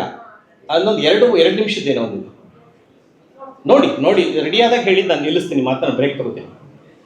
ಸರಿ, ಈ ಹಸ್ಬೆಂಡ್ ಆ್ಯಂಡ್ ವೈಫ್ ಇದೆಯಲ್ಲ, ಇವತ್ತು ಆಗಲೇ ನಾನು ಹೇಳಿದಾಗ ನಾವು ಬಾಹ್ಯ ಸೌಂದರ್ಯ, ಅದಕ್ಕೆ ಈ ಹುಡುಗಿ ಎಷ್ಟು ಲಕ್ಷಣವಾಗಿದ್ದಾಳೆ, ಎಷ್ಟು ಬಣ್ಣ ಎಷ್ಟು ಚೆನ್ನಾಗಿದೆ, ಅಥವಾ ಎಷ್ಟು ಸಂಬಳ ಬರುತ್ತೆ, ಅಥವಾ ಹುಡುಗರಿಗೆ ಎಷ್ಟು ಸಂಬಳ, ಇದನ್ನು ನೋಡಿ ಮದುವೆ ಆಗ್ತೀವಿ. ಆದರೆ ಆಗಿನ ಕಾಲದಲ್ಲಿ ಗುಣಗಳನ್ನು ನೋಡ್ತಾ ಇದ್ರು. Character is very important than appearance ಅನ್ನೋ ಥರ. ಈ 2 ದಂಪತಿಗಳಿರಲ್ಲ, ದಂಪತಿಗಳ ಮಧ್ಯೆ ಸಾಮಾನ್ಯವಾಗಿ ಯಾವಾಗಲೂ ಸೀಕ್ರೆಟ್ ಇರಲ್ಲ ಅಲ್ವಾ? ಗಂಡ ಹೆಂಡತಿ ಮಧ್ಯೆ ಗುಟ್ಟಿರುತ್ತಾ? ಏನಾದರೂ ಗುಟ್ಟಿರುತ್ತಾ? ಹೇಳ್ಬೇಕು ಸರ್, ಗುಟ್ಟಿದ್ಯಾ? ನಿಮ್ಮ ಮದುವೆ ಆಗಿದ್ರಲ್ಲ, ನಿಮ್ಮ ಮಧ್ಯೆ ಗುಟ್ಟಿದ್ಯಾ? ಕಿರಣ್ ಪ್ರಕಾಶ್, ಗುಟ್ಟಿಲ್ವಾ? ಅಲ್ಲ, ಸಿಟ್ಟಿರುತ್ತೆ, ಗುಟ್ಟಿರುತ್ತಾ? ಹಾ, ಆಮೇಲೆ ಹಾಕೋರು ಅಂತ ಹೇಳ್ತೀನಿ. ಓಕೆ, ರೆಡಿ ಇಟ್ಕೊಳ್ಳಿ. ಗಂಡ ಹೆಂಡತಿ ಮಧ್ಯೆ ಗುಟ್ಟಿರುತ್ತೆ, ಗುಟ್ಟಿರಲ್ಲ ಅಂತ ಎಲ್ಲ ಹೇಳಿದ್ದಾರೆ. ಎಲ್ಲ ಇಲ್ಲಿರುವಂಥ ವಿವಾಹಿತ ಸ್ನೇಹಿತರುಗಳು ಗಂಡ ಹೆಂಡತಿ ಮಧ್ಯೆ ಗುಟ್ಟಿರಲ್ಲ ಅಂತ. ಆದರೆ ನಿಜವಾಗಿಯೂ ಗುಟ್ಟಿರುತ್ತೆ. ಎಷ್ಟೋ ವಿಷಯಗಳನ್ನ ಹೆಂಡತಿ ಗಂಡನಿಗೆ ಹೇಳಿರಲ್ಲ, ಗಂಡ ಹೆಂಡತಿಗೆ ಹೇಳಿರಲ್ಲ, ಹೇಳೋದೇ ಇಲ್ಲ ಕೊನೆವರೆಗೂ. ಈ ಕೃತಿಯಲ್ಲಿ ಗೋಪಾಲಯ್ಯ ಮತ್ತು ಶಂಕರಮ್ಮ 80 ವರ್ಷದ ದಂಪತಿಗಳು, ನಾರಾಯಣ ಮತ್ತು ಲಕ್ಷ್ಮಿ ಅವ್ರ ಮಧ್ಯೆ ಗುಟ್ಟಿದೆ. ಯಾವ ಥರದ ಗುಟ್ಟು? ಅದೇನೋ ಎಕ್ಸ್ಟ್ರಾ ಇದು ಮ್ಯಾರಿಟ್ ಏನಂತಾರದು, ಅವೈವೈ ಏನ್ರಿ ಅದು ಸಂಬಂಧ, ಆ ಥರದ್ದಲ್ಲ. ಎಕ್ಸ್ಟ್ರಾ ಮ್ಯಾರಿಟಲ್ ಅಫೇರ್ ಅಲ್ಲ ಅದು, ಆ ಥರದ್ದಲ್ಲ. ಆದ್ರೆ ಅವ್ರ ಮಧ್ಯೆ ಗುಟ್ಟಿದೆ. ಇಲ್ಲಿ ಆಗಲೇ ನಾನು ಹೇಳಿದೆ, ಇವ್ರ ಮಗ ಶಂಭು ಮನೆ ಬಿಟ್ಟು ಹೋಗಿದ್ದಾನೆ ಅಂತ. ಈ ವಿಷಯದಲ್ಲಿ ಗುಟ್ಟು ತುಂಬಾ ಚೆನ್ನಾಗಿ ಕಾರಂತರು ಬಿಡಿಸ್ತಾ ಹೋಗ್ತಾರೆ. ಇವನು ಬಂದು ಈ ಕಾಟುಮೂಲೆನೇ ಬಂದಾಗ ಸ್ವಲ್ಪ ಕಾಲು ನಡಿಬೇಕಾದ್ರೆ ಉಳಿದು ಬಿಡುತ್ತೆ ಯಾರಿಗೆ, ಶಿವರಾಮಗೆ. ಹಾಗೆ ಮತ್ತೆ 3 ಕಿಲೋಮೀಟರ್ ನಡ್ಕೊಂಡು ಹೋಗಕ್ಕಾಗಲ್ಲ. ಇನ್ನೊಂದು 2 ದಿವಸ ನೀವು ಇಲ್ಲೇ ಇರಿ ಅಂತ ಗೋಪಾಲಯ್ಯ ಅವನನ್ನ ಬಿಟ್ಟು, ನನ್ನ ಹೆಂಡತಿ ಒಬ್ಬಳೇ ಇದ್ದಾಳಲ್ಲಿ, ಅವಳು ಒಬ್ಬಳೇ ಇರೋಕ್ಕಾಗಲ್ಲ, ನಾನು ಹೋಗ್ತೇನೆ ಅಂತ ಹೊರಟೋಗ್ತಾನೆ. ಇವನು ಇಲ್ಲೇ ಉಳ್ಕೋತಾನೆ. 2 ದಿವಸ ಇದ್ದಂಥ ಸಂದರ್ಭದಲ್ಲಿ ಮೊದಲನೇ ಗುಟ್ಟು ಆಚೆಗೆ ಬರುತ್ತೆ. ಯಾರಿಂದ? ಲಕ್ಷ್ಮಿಯಿಂದ ಆಚೆ ಬರುತ್ತೆ. ಲಕ್ಷ್ಮಿ ಏನು ಹೇಳ್ತಾಳೆ, ಇವ್ರ ಮಗ ಶಂಭು ಹೊರಟೋಗಿದ್ದಾನೆ, 12 ವರ್ಷ ಆಯ್ತು, ಹಿಂತಿರುಗಿ ಬರಲಿಲ್ಲ ಅಂತಾನೆ. ಆ ವ್ಯಕ್ತಿ ಹೇಗೆ, ಶಂಭು ಒಳ್ಳೆಯವನ ಕೆಟ್ಟವನ? ಸುಮ್ಮನೆ ಕುತೂಹಲ ಕೇಳ್ತಾನೆ. ಹೇಗೆ ಹೇಳೋದು ಒಳ್ಳೆಯವನು ಕೆಟ್ಟವ ಅಂತ? ನನಗೆ ಅಣ್ಣನ ಹಾಗೆ ಇದ್ದ, ಯಾವಾಗಲಾದರೂ ನಮ್ಮ ತೋಟಕ್ಕೆ ಇಲ್ಲಿ ಬರ್ತಾ ಇದ್ದ, ಜಮೀನಿಗೆ ಬರ್ತಾ ಇದ್ದ. ಯಾಕೋ ಗೊತ್ತಿಲ್ಲ, ಒಂದು ದಿವಸ ನನ್ನ ಹೆಗಲ ಮೇಲೆ ಕೈ ಹಾಕ. ನಮ್ಮನೇಲಿ ನನ್ನ ಗಂಡ ಇರಲಿಲ್ಲ. ನಾನು ಹೇಳಿದೆ, ನೋಡಿ ಹೀಗೆಲ್ಲ ಮಾಡೋದು ಸಭ್ಯತೆ ಅಲ್ಲ ಅಂತ ಹೇಳಿದೆ. ಹೊರಟೋದ. ಅದರ ಕೆಲವು ದಿವಸಗಳಲ್ಲಿ ಬರಲೇ ಇಲ್ಲ ಈ ಕಡೆ. 1 ವಾರ 15 ದಿವಸಕ್ಕೆ ಊರನ್ನೇ ಬಿಟ್ಟು ಹೊರಟೋದ. ನನಗೆ ಈಗಲೂ ಕಾಡ್ತಾ ಇದೆ, ಅವನು ಯಾವ ದೃಷ್ಟಿಯಿಂದ ನನ್ನ ಹೆಗಲ ಮೇಲೆ ಕೈ ಹಾಕ್ದ? ಸಹೋದರಿ ಅನ್ನೋ ದೃಷ್ಟಿಯಿಂದ ಹಾಕಿದ್ದ, ಅಥವಾ ಬೇರೆ ಏನಾದರೂ ಕೆಟ್ಟ ಅವನ ಮನಸ್ಸಿನಲ್ಲಿ ಇತ್ತ? ಗೊತ್ತಿಲ್ಲ ನನಗೆ. ಈ 12 ವರ್ಷನೂ ನನಗಿದು ಕಾಡ್ತಾ ಇದೆ, ಇದಕ್ಕೆ ಉತ್ತರ ಸಿಕ್ಕಿಲ್ಲ. ಅವ್ನು ಹಿಂತಿರುಗಿ ಬಂದಿದ್ರೆ ಕೇಳ್ತಾ ಇದ್ದೆ, ನಾನೇ ತಪ್ಪಾಗ್ಬಿಟ್ಟ, ಅವನ ಮೇಲೆ ಗದರ್ಕೊಂಬಿಟ್ಟೆ, ಹೀಗೆಲ್ಲ ಮಾಡೋದು ಸರಿಯಲ್ಲ, ನಿನ್ನ ತಂದೆ ಅಷ್ಟು ದೊಡ್ಡ ಮನುಷ್ಯರು, ನೀವು ನನ್ನ ಹೆಗಲ ಮೇಲೆ ಕೈ ಹಾಕಿದ್ರಲ್ಲ, ಇದು ಒಳ್ಳೇದಲ್ಲ ಅಂತ ಹೇಳಿದೆ. ಅವನು ತಲೆ ತಗ್ಗಿಸ್ಬಿಟ್ಟ, ಇದು ನನ್ನನ್ನು ಕಾಡ್ತಾ ಇದೆ ಅಂತ ಲಕ್ಷ್ಮಿ ಹೇಳ್ತಾಳೆ. ಇವನು ಶಂಭುವೇ ನೋಡಿಲ್ವಲ್ಲ, ಹಂಗಾಗಿ ಇವನು ಅದಕ್ಕೇನು ಉತ್ತರ ಕೊಡೋಕ್ಕಲ್ಲ, ಸುಮ್ಮನೆ ಆಗ್ತಾನೆ. ಆಮೇಲೆ ನೆಕ್ಸ್ಟ್ ಮಾರನೇ ದಿವಸ ಇನ್ನೊಂದು ಗುಟ್ಟು, ಇದು ಯಾರಿಗಾದ್ರೂ ಗೊತ್ತಾ ಅಂತಾನೆ. ಇಲ್ಲ, ನಾನು ಯಾರಿಗೂ ಹೇಳಿಲ್ಲ, ನನ್ನ ಗಂಡನಿಗೂ ಇದನ್ನು ಹೇಳಿಲ್ಲ. ಮೊದಲನೇ ಗುಟ್ಟು. 2ನೇದು, ನಾರಾಯಣನ ಹತ್ರ ಮಾತಾಡ್ಬೇಕಾದ್ರೆ ನಾರಾಯಣ ಹೇಳ್ತಾನೆ, ಅಲ್ಲ ನೀವು ಬಂದಿದ್ದೀರಲ್ಲ ಇದಕ್ಕಿದ್ದಾಗೆ, ನೀವು ಏನಾದರೂ ಶಂಭುನ ನೋಡಿದ್ದೀರಾ ಸಿಟಿಯಲ್ಲಿ? ಇಲ್ಲ. ಅಲ್ಲ ನೀವು ಅವರು ಸ್ನೇಹಿತರ? ಇಲ್ಲ. ಯಾಕೆ ಈ ಮಾತು ಕೇಳ್ತಾ ಇದ್ರಿ? ಅಲ್ಲ ನನಗೇನೋ ಒಂದು ಅನುಮಾನ, ನೀವು ಅವನು ಸ್ನೇಹಿತರಾಗಿದ್ದು ಇಲ್ಲಿ ಹೇಗಿದೆ ವಾತಾವರಣ ಅಂತ ನೋಡ್ಕೊಂಬ ಅಂತ ನಿಮ್ಮನ್ನೇನಾದರೂ ಶಂಭು ಕಳಿಸಿದಾನ ಅಲ್ಲಿಗೆ? ಅದ್ಯಾಕೆ ಅನುಮಾನ ಬಂತು? ನೋಡಿ, ಇವ್ರು ಯಾವಾಗಲೂ ಹೇಳ್ತಾ ಇರ್ತಾರೆ, ಈ ಜಮೀನು ಏನಿದೆ, ಕಾಟುಮೂಲೆದ ಜಮೀನು ಏನಿದೆ, ಅದು ನಿನಗೆ ಕೊಡ್ತೀನಿ ಅಂತ ಹೇಳ್ಬಿಟ್ಟಿದ್ದಾರೆ. ಅಕಸ್ಮಾತ್ ಅವ್ರು ಶಂಭು ಬಂದರೆ ನಾನು ಈ ಜಮೀನು ಬಿಟ್ಕೊಡ್ಬೇಕಾಗತ್ತಲ್ಲ. ಅವನು ತನ್ನ ಗುಟ್ಟನ್ನು ನಾರಾಯಣ ಹೇಳ್ತಾನೆ, ನನಗೆ ಗೊತ್ತಿಲ್ಲ, ಅಕಸ್ಮಾತ್ ಮುಂದೆ ಏನಾದರೂ ಶಂಭು ಸಿಕ್ಕರೆ ಅವನಿಗೆ ಹೇಳ್ತೀನಿ. ಅವ್ರ ತಂದೆ ಮಾತು ಕೊಟ್ಟಿದ್ರಲ್ಲ, ಈ ಜಮೀನು ನಿಮ್ಮದೇ ಅಂತ ಮಾತು ಕೊಟ್ಟಿರಲಿ, ನಿಮ್ಮ ಹತ್ರ ಯಾಕೆ ಜಮೀನು ತಗೋತಾರೆ, ಬಿಡಿ, ನಿಮ್ಮ ಮಕ್ಕಳ ಹಾಗೆ ನೋಡ್ಕೊಂಡಿದ್ರಲ್ಲ ಅಂತ ಅವನು ತಿಳಿ ಹೇಳ್ತಾನೆ. 2 ದಿವಸ ಆದ್ಮೇಲೆ ಹಿಂತಿರುಗಿ ಈ ಮನೆಗೆ ಬರ್ತಾನೆ, ಶಂಕರಮ್ಮ ಗೋಪಾಲಯ್ಯ ಮನೆಗೆ. ಬಂದಾಗ ಒಂದು ರಾತ್ರಿ 12 ಗಂಟೆ ಮಲಗಿರ್ತಾನೆ. ಶಂಕರಮ್ಮ ಇರ್ತಾರಲ್ಲ 70 ವರ್ಷದವರು, ಒಂದು ದಿವಸ ಬಂದು ಇವನ್ನ ತಟ್ಟಿ ಏಳಿಸ್ತಾನೆ.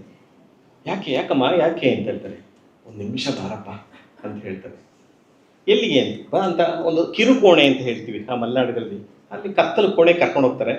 ಕರ್ಕೊಂಡೋಗಿ ಅಲ್ಲೇನೋ ಒಂದು ಬುಟ್ಟಿಯಲ್ಲಿ ಬಚ್ಚಿಟ್ಟದಂಥ ಬಟ್ಟೆ ಗಂಟನ್ನು ತೆಗಿತಾರೆ. ಬಟ್ಟೆ ಗಂಟನ್ನು ತೆಗೆದು ಅದರಲ್ಲಿ ಕೆಲವು ಒಡವೆಗಳಿರುತ್ತೆ, ಅವಳು ಸರ, ಬಳೆ, ಕಿವಿ ಓಲೆ ಇರುತ್ತೆ. ಅದನ್ನು ತಗೋಪ್ಪ ಅಂತ. ನನಗೆ ಯಾಕೆ ಕೊಡ್ತಾ ಇದ್ರಿ ಈ ಒಡವೆ ಅಂತ ಅಂತಾರೆ. ಇಲ್ಲ, ನನ್ನ ಮಗ ಈ ಮನೆ ಬಿಟ್ಟು ಹೋಗಬೇಕಾದ್ರೆ ಸ್ವಾತಂತ್ರ್ಯ ಚಳವಳಿಗೆ ಹೋಗ್ತಾ ಇದ್ದೀನಿ. ಗಾಂಧೀಜಿ ಈ ಕಡೆ, ಗಾಂಧೀಜಿ ಪುತ್ತೂರಿಗೆ ಬಂದಿದ್ದರು 1931ನೇ ಇಸ್ವಿಯಲ್ಲಿ. ಗಾಂಧೀಜಿ ಪುತ್ತೂರಿಗೆ ಮತ್ತು ಕರ್ನಾಟಕದ ಹಲವಾರು ಭಾಗಗಳಿಗೆ ಬಂದಿದ್ದರು, ನಂದಿಯಲ್ಲೂ ಉಳ್ಕೊಂಡಿದ್ರು. ಬಂದಾಗ ಅವ್ರು ಏನು ಹೇಳ್ತಾರೆ, ಎಲ್ಲರೂ ಉಚಿತವಾಗಿ ನಿಮ್ಮ ಮನೆಯಲ್ಲಿ ಏನಾದರೂ ದಾನ ಕೊಡಿ, ಒಡವೆ ಇರ್ಬೋದು, ಹಣ ಇರ್ಬೋದು ಕೊಡಿ, ಸ್ವಾತಂತ್ರ್ಯ ಹೋರಾಟಕ್ಕೆ ಅದನ್ನು ಬಳಸ್ಕೋತೀವಿ ಅಂತ ಹೇಳಿ ಸಂಗ್ರಹ ಮಾಡಿದರು. ಆಗ ಬಂದಿದ್ರಂತೆ ಗಾಂಧೀಜಿ ಹೇಳಿದ್ದನ್ನು ನೋಡಿ ಪ್ರಭಾವಿತನಾಗಿ ನನ್ನನ್ನು ಕೇಳ್ದ, ನಿಂದೊಂದು ಒಡವೆ ಕೊಡಮ್ಮ, ನಾನು ಗಾಂಧೀಜಿ ಕೊಡ್ತೀನಿ ಅಂತ ಕೇಳಿದೆ. ನಾನು ಕೊಡಲ್ಲ ಅಂತ ಅಂದ್ಬಿಟ್ಟೆ. ಅದಕ್ಕೆ ಬೇಜಾರು ಮಾಡ್ಕೊಂಡು ನನ್ನ ಮಗ ಹೋಗ್ಬಿಟ್ಟಿರ್ಬೇಕು ಮನೆ ಬಿಟ್ಟು. ನೀನು ಎಲ್ಲಾದರೂ ನನ್ನ ಮಗ ಸಿಕ್ಕರೆ ಈ ಒಡವೆ ಇಟ್ಕೊಂಡು ಏನು ಮಾಡಲಿ, ಬಂಗಾರದಂತ ನನ್ನ ಮಗನೇ ಇಲ್ಲ, ಈ ಒಡವೆ ಇಟ್ಕೊಂಡು ನಾನೇನು ಮಾಡಲಿ, ಇದನ್ನು ಅವನಿಗೆ ಕೊಟ್ಬಿಡಪ್ಪ, ನೀನು ತೊಗೊಂಡೋಗು, ನೀನು ಊರಿಗೆ ಹೋಗ್ತಾ ತೊಗೊಂಡೋಗಿ ನನ್ನ ಮಗ ಸಿಕ್ಕರೆ ಅವನಿಗೆ ಕೊಟ್ಬಿಡು. ಇಲ್ಲಮ್ಮ, ನಿಮ್ಮಲ್ಲೇ ಇರಲಿ, ನನಗೆ ನಿಮ್ಮ ಮಗನ ನಾನು ನೋಡೇ ಇಲ್ಲ, ಯಾರು ಅಂತಾನೆ ಗೊತ್ತಿಲ್ಲ, ನಾನು ಇಲ್ಲಿಗೆ ತೊಗೊಂಡೋಗ್ಲಿ, ಇಟ್ಕೊಳ್ಳಿ, ಆ ಥರ ಎಲ್ಲ ಇರಲಾರ್ದು ಅಂತ ಅವ್ರಿಗೆ ಸಮಾಧಾನ ಹೇಳ್ತಾರೆ. ಆಕೆ ಕಣ್ಣಲ್ಲಿ ನೀರು ಹಾಕ್ತಾರೆ. ಮೊನ್ನೆ ಬೆಳಿಗ್ಗೆ ಅವ್ರು ಏನೋ ತೋಟ ನೋಡಲಿಕ್ಕೆ ಅಂತ ಗೋಪಾಲಯ್ಯನ ಜೊತೆ ಹೋಗ್ತಾ ಇರ್ತಾರೆ. ಅವ್ರು ಕೇಳ್ತಾರೆ, ನೀವು ಸ್ವಾತಂತ್ರ್ಯ ಹೋರಾಟದಲ್ಲಿದ್ದೀರಾ ಶಿವರಾಮ ಅಂತ ಕೇಳ್ತಾರೆ. ಯಾಕೆ ಈ ಮಾತು ಕೇಳ್ತಾ ಇದ್ದೀರಿ? ಇಲ್ಲ, ನಿಮ್ಮ ಜೇಬಿನಿಂದ ಒಂದು ಚಿಕ್ಕ ಚೀಟಿ ಸಿಕ್ತು ನನಗೆ, ಕೆಳಗೆ ಬಿದ್ದಿತ್ತು, ಕಸ ಗುಡಿಸ್ಬೇಕಾದ್ರೆ ಸಿಕ್ತು. ಅದು ಹೋರಾಟದ ಕರಪತ್ರ, ಪಾಂಪ್ಲೆಟ್ ಸಿಕ್ತು. ಅದರಲ್ಲಿ ಬ್ರಿಟಿಷರೇ ದೇಶ ಬಿಟ್ಟು ತೊಲಗಿ ಅಂತೆಲ್ಲ ಬರೆದಿತ್ತು. ಆ ಚೀಟಿ ನೋಡಿದಾಗ ಅನ್ನಿಸ್ತು ನೀವು ಸ್ವಾತಂತ್ರ್ಯ ಹೋರಾಟದಲ್ಲಿ ಇದ್ರಿ ಅಂತ ಅನ್ನಿಸ್ತು. ಫ್ರೀಡಮ್ ಫೈಟರ್ ಆಗಿರ್ಬೇಕು ನೀವು. ನಿಜವಾಗಿಯೂ ನಿಮಗೆ ನಮ್ಮ ಮಗ ಗೊತ್ತಾ? ಇಲ್ಲ, ನನಗೆ ಗೊತ್ತಿಲ್ಲ. ಅಲ್ಲ, ಅವನು ಸ್ವಾತಂತ್ರ್ಯ ಹೋರಾಟಕ್ಕೆ ಅಂತ ಹೋಗಿರಬೇಕು. ಯಾಕೆ ಹಂಗೆ ಅನ್ಕೋತೀರಿ? ಇಲ್ಲ, ಅವ್ನು ನನ್ನ ಕೇಳ್ದ, ನಾನು ಸ್ವಾತಂತ್ರ್ಯ ಹೋರಾಟಕ್ಕೆ ಹೋಗಿ ಸ್ವಲ್ಪ ದಿವಸ ಗಾಂಧೀಜಿ ಜೊತೆ ಇರ್ತೀನಿ ಅಂತ ಕೇಳ್ದ. ನಾನು ಹೇಳಿದೆ, ಈ ತೋಟ ಗದ್ದೆ ಎಲ್ಲ ಬಿಟ್ಟು ಎಲ್ಲಿಗೆ ಹೋಗ್ತೇನೆ ನೀನು? ಯಾಕೆ ಸ್ವಾತಂತ್ರ್ಯ ಹೋರಾಟಕ್ಕೆ ಹೋಗಬೇಕು? ಬೇಡ ಅಂತ ಹೇಳಿದೆ. ಅವನಿಗೆ ನಾನು ಇಂಗ್ಲೀಷ್ ಓದೋದಕ್ಕೆ ಕಲಿಸ್ಬಿಟ್ಟಿದ್ದೆ. ಮಂಗಳೂರಿಗೆ ಹೋಗಿ ಇಂಗ್ಲೀಷ್ ಪಾಸ್ ಮಾಡಿದ್ದ BA ನಲ್ಲಿ. ಇಂಗ್ಲೀಷ್ ಓದಿದ್ರಿಂದ ಅವನು ತಲೆ ಕೆಟ್ಟು ಹೋಯ್ತು. ಹಾಗಾಗಿ ಅವನು ನಮ್ಮನ್ನೆಲ್ಲ ಬಿಟ್ಟು ಹೊರಟೋದ. ನಾನು ಹೋಗ್ಬಾ ಅಂತ ಹೇಳಿದ್ರೆ ಹೋಗಿ ಹಿಂತಿರುಗಿ ಬರ್ತಿದ್ದ, ಬೇಡ ಅಂತ ಹೇಳಿದ್ರಿಂದ ಹೋಗಿ ಬಿಟ್ಟ, ಮತ್ತೆ ಬರಲೇ ಇಲ್ಲ. ಇದು ಯಾರಿಗಾದ್ರೂ ನಿಮ್ಮ ಮನೆಯವ್ರಿಗೆ ಗೊತ್ತಾ ಈ ವಿಚಾರ? ಇಲ್ಲ, ಗೊತ್ತಿಲ್ಲ. ಶಂಕರಮ್ಮನು ಹೇಳ್ತಾರೆ, ಒಡವೆ ಕೇಳಿದ್ದು ನಿಮ್ಮ ಗಂಡನಿಗೆ ಗೊತ್ತಾ? ಇಲ್ಲ, ಗೊತ್ತಿಲ್ಲ. ಅಂದರೆ ಈ 4 ದಂಪತಿಗಳ ಮಧ್ಯೆ ಒಂದು ಸೀಕ್ರೆಟ್ ಇರುತ್ತೆ. ನಾನು ಅಂದರೆ ಇದು ತುಂಬ ಅಪರಾಧ ಆಗುವಂಥ ಸೀಕ್ರೆಟ್ ಅಲ್ಲ. ಎಷ್ಟೋ ಗುಟ್ಟುಗಳನ್ನು ನಮ್ಮ ಒಳಗೆ ಇಟ್ಕೊಂಡಿರ್ತೀವಿ, ಹೇಳೋದು ಸಂದಿಗ್ಧ ಅಂತ ಕರಿತೀವಿ, ಧರ್ಮ ಸೂಕ್ಷ್ಮ ಅಂತ ಕರಿತೀವಿ ನಮ್ಮ ಪದಗಳಲ್ಲಿ. ಕೆಲವು ಹೇಳೇ ಇರಲ್ಲ. ಅವ್ನಿಗೆ ಅನಿಸುತ್ತೆ ಹೌದು ದಂಪತಿಗಳದು ಅಂತ. ಕೊನೆಗೆ ಏನು ಮಾಡ್ತಾನೆ, ಅದನ್ನು ಮಾಡಿ ಅವ್ರ ಜೊತೆ ಒಂದು ವಾರ ಇರ್ತಾನೆ, ಅವ್ರಿಗೆಲ್ಲ ಸಮಾಧಾನ ಹೇಳ್ತಾನೆ, ನಿಮ್ಮ ಮಗ ಬರ್ತಾನೆ ಬಿಡಿ ಅಂತ ಅವ್ರ ಅಮ್ಮನಿಗೂ ಹೇಳ್ತಾನೆ, ತಂದೆಗೂ ಹೇಳ್ತಾನೆ, ನಾರಾಯಣ ಲಕ್ಷ್ಮಿಗೂ ಸಮಾಧಾನ ಮಾಡ್ತಾರೆ. ಇವರು ಮತ್ತೆ ಕೇಳ್ತಾನೆ ಗೋಪಾಲಯ್ಯನವ್ರನ್ನ, ಅಲ್ಲ ನಾರಾಯಣಂಗೆ ಸ್ವಲ್ಪ ಅನುಮಾನ ಇದೆ, ನೀವೇನಾದರೂ ನಿಮ್ಮ ಮಗ ಹಿಂತಿರುಗಿ ಯಾವತ್ತಾದ್ರೂ ಬಂದರೆ ಆ ಜಮೀನನ್ನು ನೀವೇ ಇಟ್ಕೋತೀರಾ, ಅವ್ರಿಗೆ ಕೊಡ್ತೀರಾ ಅನ್ನೋ ಅನುಮಾನ ಇದೆ. ಒಂದು ಸರಿ ಅವನಿಗೆ ಮಾತು ಕೊಟ್ಟಿದ್ದೀನಿ, ಈ ಜಮೀನು ನಿಂದಪ್ಪ ಅಂತ. ನನ್ನ ಮಗ ಹಿಂತಿರುಗಿ ಬಂದರೂ ಕೂಡ ನನ್ನ ಮಗನ ಆಸ್ತಿ ಯಾವುದು? ನಮ್ಮ ತಂದೆ ಮಾಡಿದ್ದು, ಪಿತ್ರಾರ್ಜಿತವಾಗಿ ಬಂದದ್ದು ನನ್ನ ಮಗನಿಗೆ ಹೋಗಬೇಕು. ಅದನ್ನು ನಾನು ಯಾರಿಗೂ ಕೊಡೋಕ್ಕಾಗಲ್ಲ, ಯಾಕೆಂದರೆ ಅದು ಅವ್ನ ರೈಟ್. ಆದರೆ ನಾನು ಸ್ವಯಾರ್ಜಿತ, ನಾನು ದುಡ್ದದ್ದು ನಾರಾಯಣ ಕೊಟ್ಟಿದ್ದೀನಿ, ಅವನಿಗೆ ಕೊಡ್ತೀನಿ. ನನ್ನ ಮಗ ಬಂದ್ರೂ ನಾನು ದುಡ್ದದ್ದು ನಾರಾಯಣ ಕೊಡ್ತೀನಿ ಅಂತ ಹೇಳ್ತಾನೆ. ನಾರಾಯಣನಿಗೂ ಈ ಮಾತು ಹೇಳಿದಾಗ ಅವನಿಗೂ ಸಂತೋಷ ಆಗುತ್ತೆ, ಲಕ್ಷ್ಮಿಗೂ ಸಮಾಧಾನ ಹೇಳ್ತಾನೆ. ಹೇಳಿಬಿಟ್ಟು ಅವಳಿಗೆ ಹೇಳ್ತಾನೆ, ನಾನು ಶಂಭು ಸ್ನೇಹಿತ ಅಲ್ಲ, ನನಗೇನು ಪರಿಚಯ ಇಲ್ಲಮ್ಮ, ನೀವೇನು ಮನಸ್ಸನ್ನು ಅಂದ್ಕೋಬೇಡಿ, ಬರ್ಬೋದು ಯಾವತ್ತಾದರೂ ಒಂದು ಶಂಭು ಅಂತ ಹೇಳ್ಬಿಟ್ಟು ಒಂದು ದಿವಸ ಏನೋ ಹೊರಡ್ತಾನೆ ಅಲ್ಲಿಂದ. ಇಲ್ಲಿಗೆ ಕಾದಂಬರಿ ಮುಗಿಯುತ್ತೆ. ನಾನು ಕಾದಂಬರಿಯಲ್ಲಿ ಇನ್ನೊಂದು ಕೊನೆಯ 3 ನಿಮಿಷ ಸೇರಿಸಿದ್ದೀನಿ. ಅಂದರೆ 1935 ಬರೆದಂಥದ್ದು, ನಾನು ಮಾಡಿದಾಗ 2010 ಯಾಕೆ ಆ ಕಾದಂಬರಿಯನ್ನು ಮಾಡಿದೆ ಅನ್ನೋ ಕಾರಣಕ್ಕೋಸ್ಕರ ನಾನು ಒಂದಿಷ್ಟು ಸೇರಿಸಿದ್ದೀನಿ. ನಾನು ಆಗಲೇ ಹೇಳಿದಾಗೆ ಒಂದು ವಾರ ಯಾರೂ ಗೊತ್ತಿಲ್ಲದೆ ಇರುವಂಥ ವ್ಯಕ್ತಿಯನ್ನು ಮನೆಯಲ್ಲಿಟ್ಟುಕೊಂಡು ಆಶ್ರಯ ಮಾಡಿ, ಮಗನ ಹಾಗೆ ನೋಡಿ, ಊಟ ತಿಂಡಿ ಹಾಕಿ, ಎಣ್ಣೆ ಸ್ನಾನ ಮಾಡಿಸಿ ಚೆನ್ನಾಗಿ ನೋಡ್ಕೊಂಡಂಥ ಒಂದು ಅತಿಥಿ ಪರಂಪರೆ. ಅತಿಥಿ ದೇವೋಭವ ಅಂತ ನಮ್ಮ ಪರಂಪರೆಯಲ್ಲಿ, ಭಾರತೀಯ ಪರಂಪರೆಯಲ್ಲಿ ಬಹಳ ಮುಖ್ಯ. ಮನೆಗೆ ಬಂದ ಅತಿಥಿಗಳನ್ನ ದೇವ್ರ ಹಾಗೆ ನೋಡಬೇಕು, ಅತಿಥಿ ದೇವೋಭವ ಅನ್ನೋಂಥದ್ದು. ಆದರೆ ಇವತ್ತು ಅತಿಥಿ ದೇವೋಭವ ಇದೆಯಾ? ನಾವು ಯಾರಾದರೂ ಒಬ್ಬರು ಬಂದರೆ, ಹಳ್ಳಿಗಳೇ ತಗೊಳ್ಳಿ, ಸಿಟಿ ಅಂತ ಅಷ್ಟೇ ಇಲ್ಲ, ಯಾವ ಊರಿಗಾದರೂ ಒಬ್ಬ ಅತಿಥಿ ಬಂದರೆ ಒಂದು ರಾತ್ರಿ, ಎಷ್ಟೋ ಮನೆಗಳಲ್ಲಿ ನಾನು ನೋಡಿದ್ದೀನಿ, ಎಷ್ಟೋ ಊರುಗಳಲ್ಲಿ ನೋಡಿದ್ದೀನಿ, ಅತ್ತೆ ಮಾವ ಅಲ್ಲೇ ಇರ್ತಾರೆ, ಹೋಟೆಲ್ದಲ್ಲಿ ರೂಮ್ ಮಾಡ್ಕೊಂಡಿರ್ತಾರೆ. ಅಳಿಯ ಬಂದರೆ ಮಗಳು ಮನೆಗೆ ಹೋಗಿ ಬರ್ತಾರೆ. ಅಂಥ ಒಂದು ಸನ್ನಿವೇಶದಲ್ಲಿ ನಾವು ಬದುಕ್ತಾ ಇದ್ದೀವಿ. ಸಂಬಂಧಗಳೇನಾಗಿದೆ? ವಿ ಹ್ಯಾವ್ ಲಾಸ್ಟ್, ರಿಲೇಷನ್ಶಿಪ್ಸೇ ಇಲ್ಲ. ಈ GS ಶಿವರುದ್ರಪ್ಪನವರು ಬಹಳ ದೊಡ್ಡ ಕವಿಗಳು, ಅವರೊಂದು ಮಾತು ಹೇಳ್ತಾರೆ. ಈಗ ನೋಡಿ, ನಿಮ್ಮಲ್ಲಿ ಎಷ್ಟು ಜನ ನಿಮ್ಮ ತಂದೆ ತಾಯಿಗಳಿಗೆ ನೀವು ಒಬ್ಬರು ಮಕ್ಕಳ, ಇಬ್ಬರು ಮಕ್ಕಳ ಗೊತ್ತಿಲ್ಲ. ಅಕಸ್ಮಾತ್ ನೀವು ಒಬ್ಬರೇ ಮಕ್ಕಳು ಇದ್ದರೆ, ಈ ಸಭೆಯಲ್ಲಿ ಒಬ್ಬರೇ ಮಗನೋ ಒಬ್ಬನೇ ಮಗಳೋ ನಿಮ್ಮ ಅಪ್ಪ ಅಮ್ಮನಿಗಿದ್ರೆ, ನಿಮ್ಮ ಗಂಡ ಇಲ್ಲ, ತಮ್ಮ ಇಲ್ಲ, ತಂಗಿ ಇಲ್ಲ, ಅಕ್ಕ ಇಲ್ಲ. ಆಗ ನಿಮಗೆ ಅಣ್ಣ ಮದುವೆ ಆದರೆ ಅತ್ತಿಗೆ ಬರ್ತಾ ಇದ್ರು. ನಿಮ್ಗೆ ಅತ್ತಿಗೆ ಯಾವತ್ತೂ ಬರೋದೇ ಇಲ್ಲ ನಿಮ್ಮ ಲೈಫಲ್ಲಿ. ತಮ್ಮ ಮದುವೆ ಆಗಿದ್ದಿದ್ರೆ ಷಡ್ಕ ಬರ್ತಾ ಇದ್ದ, ತಂಗಿ ಮದುವೆ ಆಗಿದ್ರೆ ಷಡ್ಕ, ನಾದಿನಿ. ಅಂದರೆ ಒಟ್ಟು ನಮ್ಮ ಭಾಷೆಯಲ್ಲಿ ಸುಮಾರು 20 ಸಂಬಂಧ ಸೂಚಕ ಪದಗಳಿದೆ. ಅಪ್ಪ, ಅಮ್ಮ, ಅಣ್ಣ, ತಮ್ಮ, ಚಿಕ್ಕಪ್ಪ, ಚಿಕ್ಕಮ್ಮ, ದೊಡ್ಡಪ್ಪ, ದೊಡ್ಡಮ್ಮ, ಅತ್ತೆ, ಮಾವ, ಮೈದುನ, ನಾದಿನಿ, ಷಡ್ಕ, ಭಾವ, ಮೈದುನ. ಹೀಗೆ ನೀವು ಲೆಕ್ಕ ಹಾಕ್ತಾ ಪಟ್ಟಿ ಮಾಡಿ. ಇದೇ ಪ್ರಾಜೆಕ್ಟ್ ರಿಪೋರ್ಟ್, ಇನ್ನೇನು ಬೇರೆ ಪ್ರಾಜೆಕ್ಟ್ ರಿಪೋರ್ಟ್ ಮಾಡಬೇಕಾಗಿಲ್ಲ. ಈ ಒಂದು 20-25 ಸಂಬಂಧ ಸೂಚಕ ಪದಗಳಿದಾವಲ್ಲ, ಇನ್ನು 15-20 ವರ್ಷದಲ್ಲಿ ಇದರಲ್ಲಿ ಉಳ್ಕೊಳ್ಳೋದು 4 ಉಳ್ಕೊಳ್ಳುತ್ತೆ. ಯಾವ್ಯಾವ್ದು ಹೇಳಿ?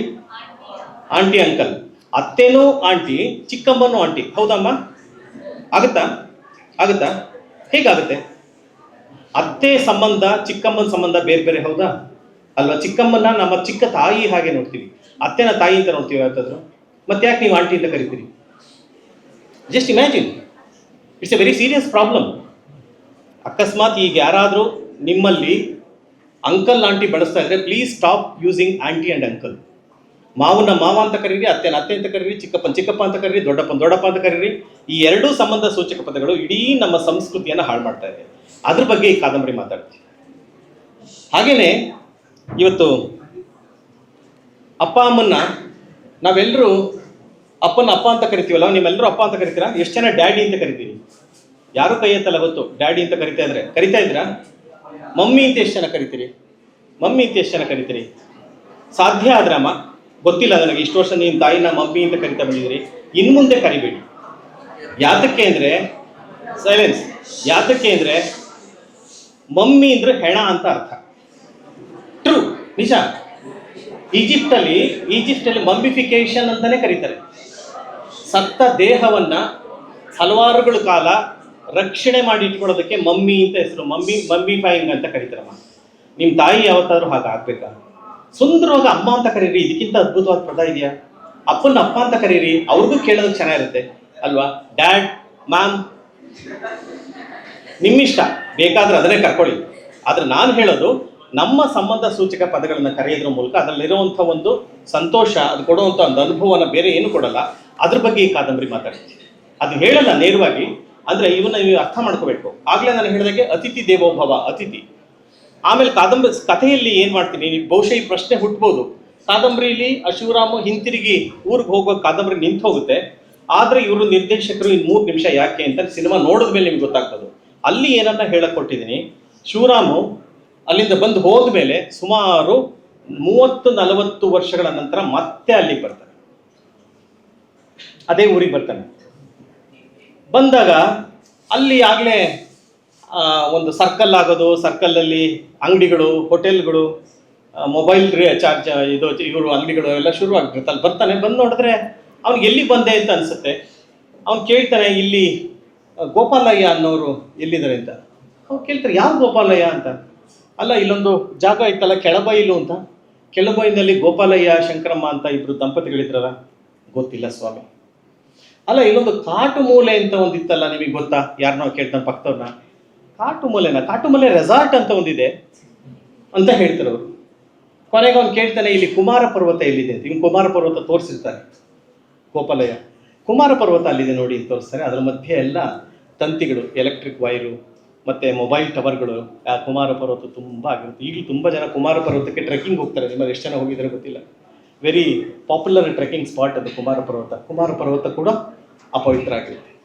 ಹಾಗಾಗಿ ಅದನ್ನು ಹೇಳೋಕ್ಕೆ ಕೊನೆಯಲ್ಲಿ ನಾನು 3-4 ನಿಮಿಷ ಅದನ್ನು ವಿಸ್ತರಿಸಿದ್ದೀನಿ. ಸಿನಿಮಾವನ್ನು ನೋಡಿ ವಿಶಿಷ್ಟವಾದ ಅನುಭವ ಕೊಡುತ್ತೆ. ಸಿನಿಮಾದ ಜೊತೆಗೆ ಸಾಧ್ಯ ಆದರೆ ಕಾದಂಬರಿನೂ ಓದಿ. ಆಗಲೇ ನಾನು ಹೇಳಿದಾಗ ಸಂಬಂಧಗಳ ಕುರಿತು, ಆತಿಥ್ಯದ ಕುರಿತು, ಬದುಕಿನ ಕುರಿತು ಈ ಕಾದಂಬರಿ ಮಾತಾಡುತ್ತೆ. ಅಷ್ಟು ಹೇಳಿ ಬಹುಶಃ 40 ನಿಮಿಷ ಮಾತಾಡಿದ್ದೀನಿ. 40 ನಿಮಿಷದ ಮೇಲೆ ಯಾರಿಗೂ ಪೇಷನ್ಸ್ ಇರಲ್ವಂತೆ. ಹಂಗಾಗಿ ಟೀಚರ್ಸ್ ಎಲ್ಲ 45 ಮಿನಿಟ್ಸ್ ಪೀರಿಯಡ್ ಅಂತಲೇ ಮಾಡಿರೋದಲ್ವಾ? 1 ಅವರ. ಹಂಗಾರೆ ಇನ್ನೂ ಅರ್ಧ ಗಂಟೆ ಮಾತಾಡ್ಬೋದು ನಾನು. ಓಕೆ, ಅರ್ಧ ಗಂಟೆ ನಾನು ಮಾತಾಡೋದಕ್ಕೆ ಹೋಗಲ್ಲ. ಈಗೇನು ಮಾಡೆ, ಆ 2 ನಿಮಿಷದ ಟ್ರೈಲರ್ ನೋಡಿದ ಮೇಲೆ ನಿಮ್ಮಲ್ಲಿ ಏನಾದರೂ ಪ್ರಶ್ನೆಗಳಿದ್ರೆ ಯಾವುದಕ್ಕಾರ ಸಂಬಂಧಪಟ್ಟ ಹಾಗೆ ನೀವು ಕೇಳಿದ್ರೆ ನಾನು ಉತ್ತರ ಕೊಡ್ತೀನಿ. ಆಗ್ಬೋದಾ? Thank you so much.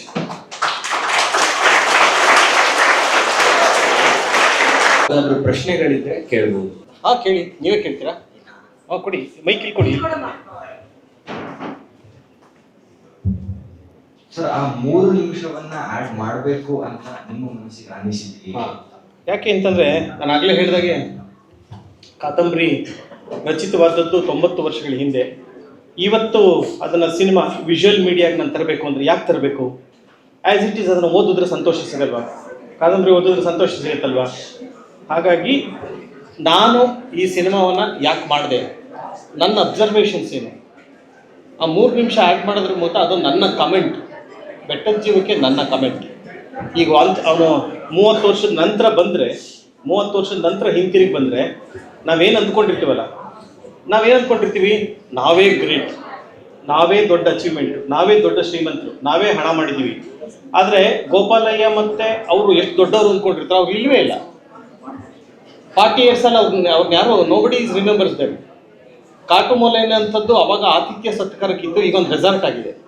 ಎಲ್ಲರೂ ತೋಟಗಳನ್ನು ಮಾಡಿ, ಮನೆಗಳನ್ನು ಮಾಡಿ.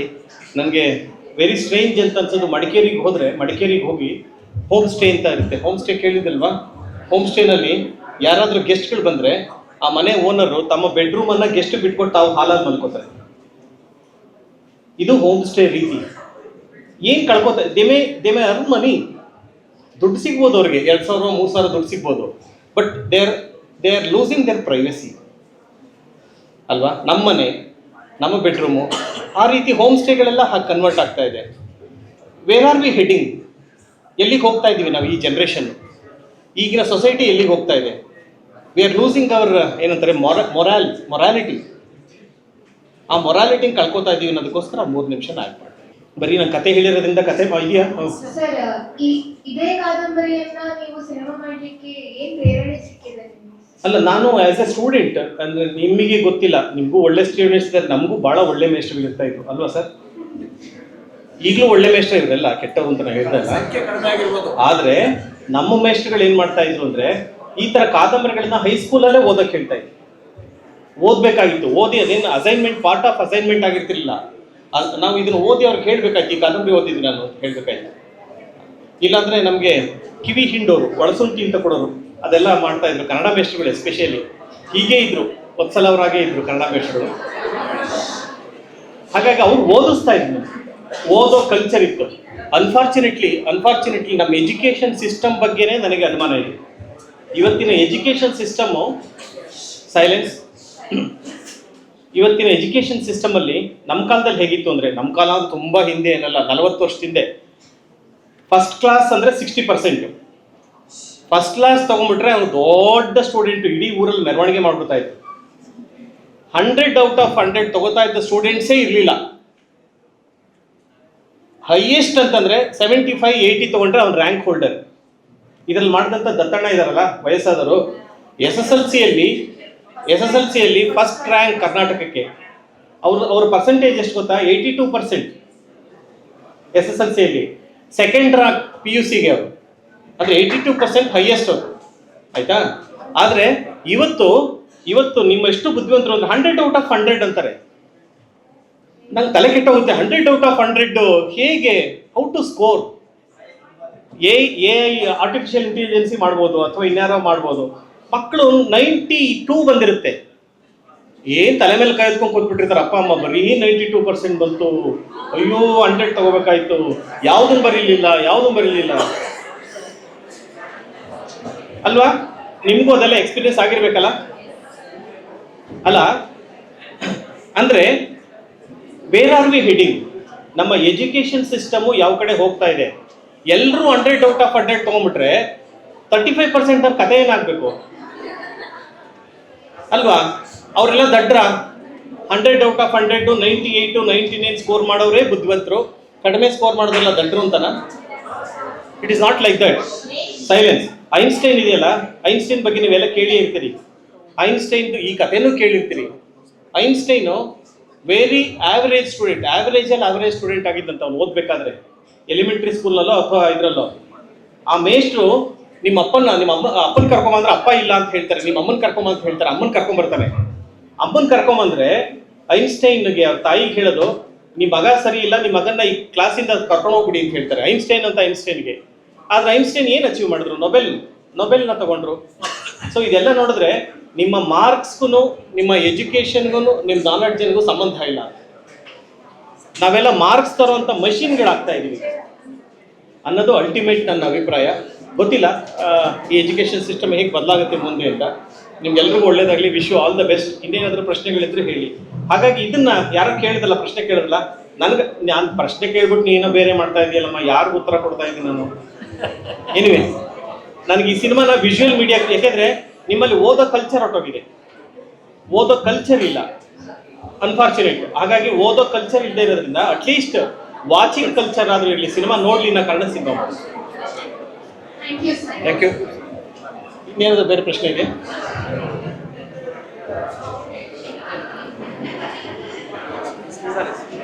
ಓಕೆ, ಕನ್ಕ್ಲೂಡ್ ಮಾಡೋಣ. ಇನ್ನೇನಿಲ್ಲ ಅಂದ್ರೆ ಕನ್ಕ್ಲೂಡ್ ಮಾಡ್ತೀನಿ. ನ್ಯಾಷನಲ್ ಅವಾರ್ಡ್ ಹಾಂ ಹೌದು, ಇದರಲ್ಲಿ ಸಿನಿಮಾಗೂ ಬಂತು, ಆ್ಯಕ್ಟ್ ಮಾಡಿದಂಥ ದತ್ತಣ್ಣನಿಗೂ ನ್ಯಾಷನಲ್ ಅವಾರ್ಡ್ ಬಂತು.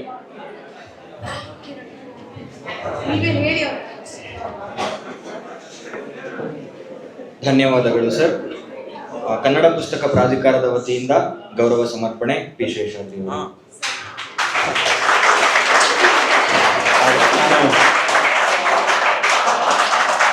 ಕನ್ನಡ ಪುಸ್ತಕ ಪ್ರಾಧಿಕಾರಕ್ಕೆ ನನ್ನ ಧನ್ಯವಾದಗಳನ್ನ ಹೇಳಬೇಕು. ಯಾಕೆಂದ್ರೆ ಅವ್ರು ಇನಾಗ್ರೇಟ್ ಮಾಡಿದ್ದು ಸೆಕೆಂಡ್ ಪ್ರೋಗ್ರಾಮೇ ಬಟ್ಟ ಜೀವ ಮತ್ತು ನನಗೆ ಅವಕಾಶ ಕೊಟ್ಟಿದ್ದಾರೆ. ಅವರು ಬಹುಶಃ ಸುರಾನಾ ಕಾಲೇಜಲ್ಲಿ ಅಲ್ದಲೆ ಬೇರೆ ಕಡೆ ಮಾಡಿದ್ರೆ ಇಷ್ಟು ಸ್ಟೂಡೆಂಟ್ಸ್ ಸಿಗ್ತಾ ಇಲ್ಲ ಅಲ್ವಾ. ಹಂಗಾಗಿ ಇದು ಒಂದು ರೀತಿಯಲ್ಲಿ ಎಷ್ಟು ಚೆನ್ನಾಗಿ ಕೇಳಿಸ್ಕೊಂಡಿದ್ರೋ ಎಲ್ಲೋ ಗೊತ್ತಿಲ್ಲ. ಇನ್ನು ಮಾತಾಡ್ತಾ ಇರಿ, ಮಾತಾಡ್ಕೊಳ್ಳಿ, ಪರವಾಗಿಲ್ಲ. ಕೇಳಿಸ್ಕೊಂಡಿದ್ದಾರೆ ಎನಿವೆ ಕೇಳಿಸ್ಕೊಂಡಿರ್ತೀರಿ. ಎನಿವೆ ಇಷ್ಟು ಚಂದಲ್ಲಿ ಒಂದೇ ನಿಮಿಷದ ಮೇಲೆ ತಗೊಳ್ಳೋದು ನಾನು. ನಿಮ್ಮಲ್ಲಿ ಒಂದು 200 250 ಸ್ಟೂಡೆಂಟ್ಸ್ ಇದ್ದಾರೆ ಅಂತ ಹೇಳಿದ್ರು. ಈಗ ಇಲ್ಲಿ ಇದ್ದಾರೆ ಅದೇ ಟೋಟಲ್ ಐನೋ ಇದ್ರಲ್ಲಿ ನಿಮ್ಮಲ್ಲಿ ಅಟ್ಲೀಸ್ಟ್ ಒಂದು 50 ಸ್ಟೂಡೆಂಟ್ಸ್ಗೆ ಈ ಸಿನಿಮಾ ನೋಡಬೇಕು, ಕಾದಂಬರಿ ಓದಬೇಕು ಅಂತ ಅನಿಸಿದ್ರೆ ನನ್ನ ಮಾತಿನಿಂದ ನನ್ನ ಶ್ರಮ ಸಾರ್ಥಕ, ಮಾನಸ್ ಅವ್ರ ಶ್ರಮ ಸಾರ್ಥಕ, ಕಿರಣ್ ಶ್ರಮ ಸಾರ್ಥಕ, ವತ್ಸಲ ಅವ್ರ ಶ್ರಮ ಸಾರ್ಥಕ. Thank you very much for the opportunity.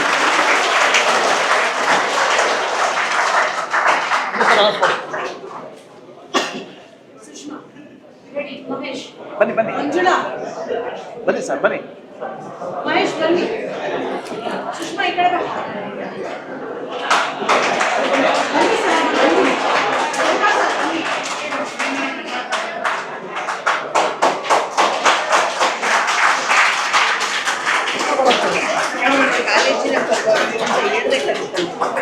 Surana ಕಾಲೇಜಿನ ಪರವಾಗಿಯೂ ನಮ್ಮದೊಂದು ಕಿರು ಕಾಣಿಕೆ ಸರಣಿ.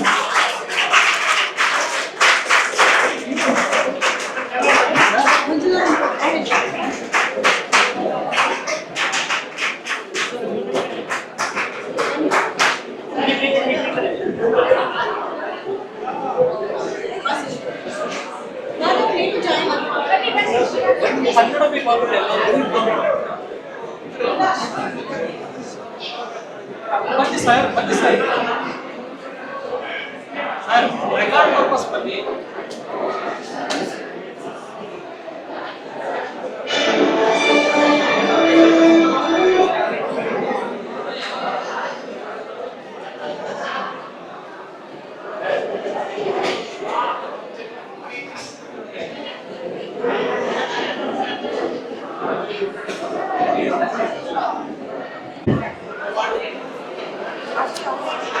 ಒಂದು ನಿಮಿಷ. ಈಗ ನಮ್ಮ ನಿರೂಪಕರು ಅಧ್ಯಕ್ಷರ ಭಾಷಣ ಅಂತ ಹೇಳಿದ್ರು.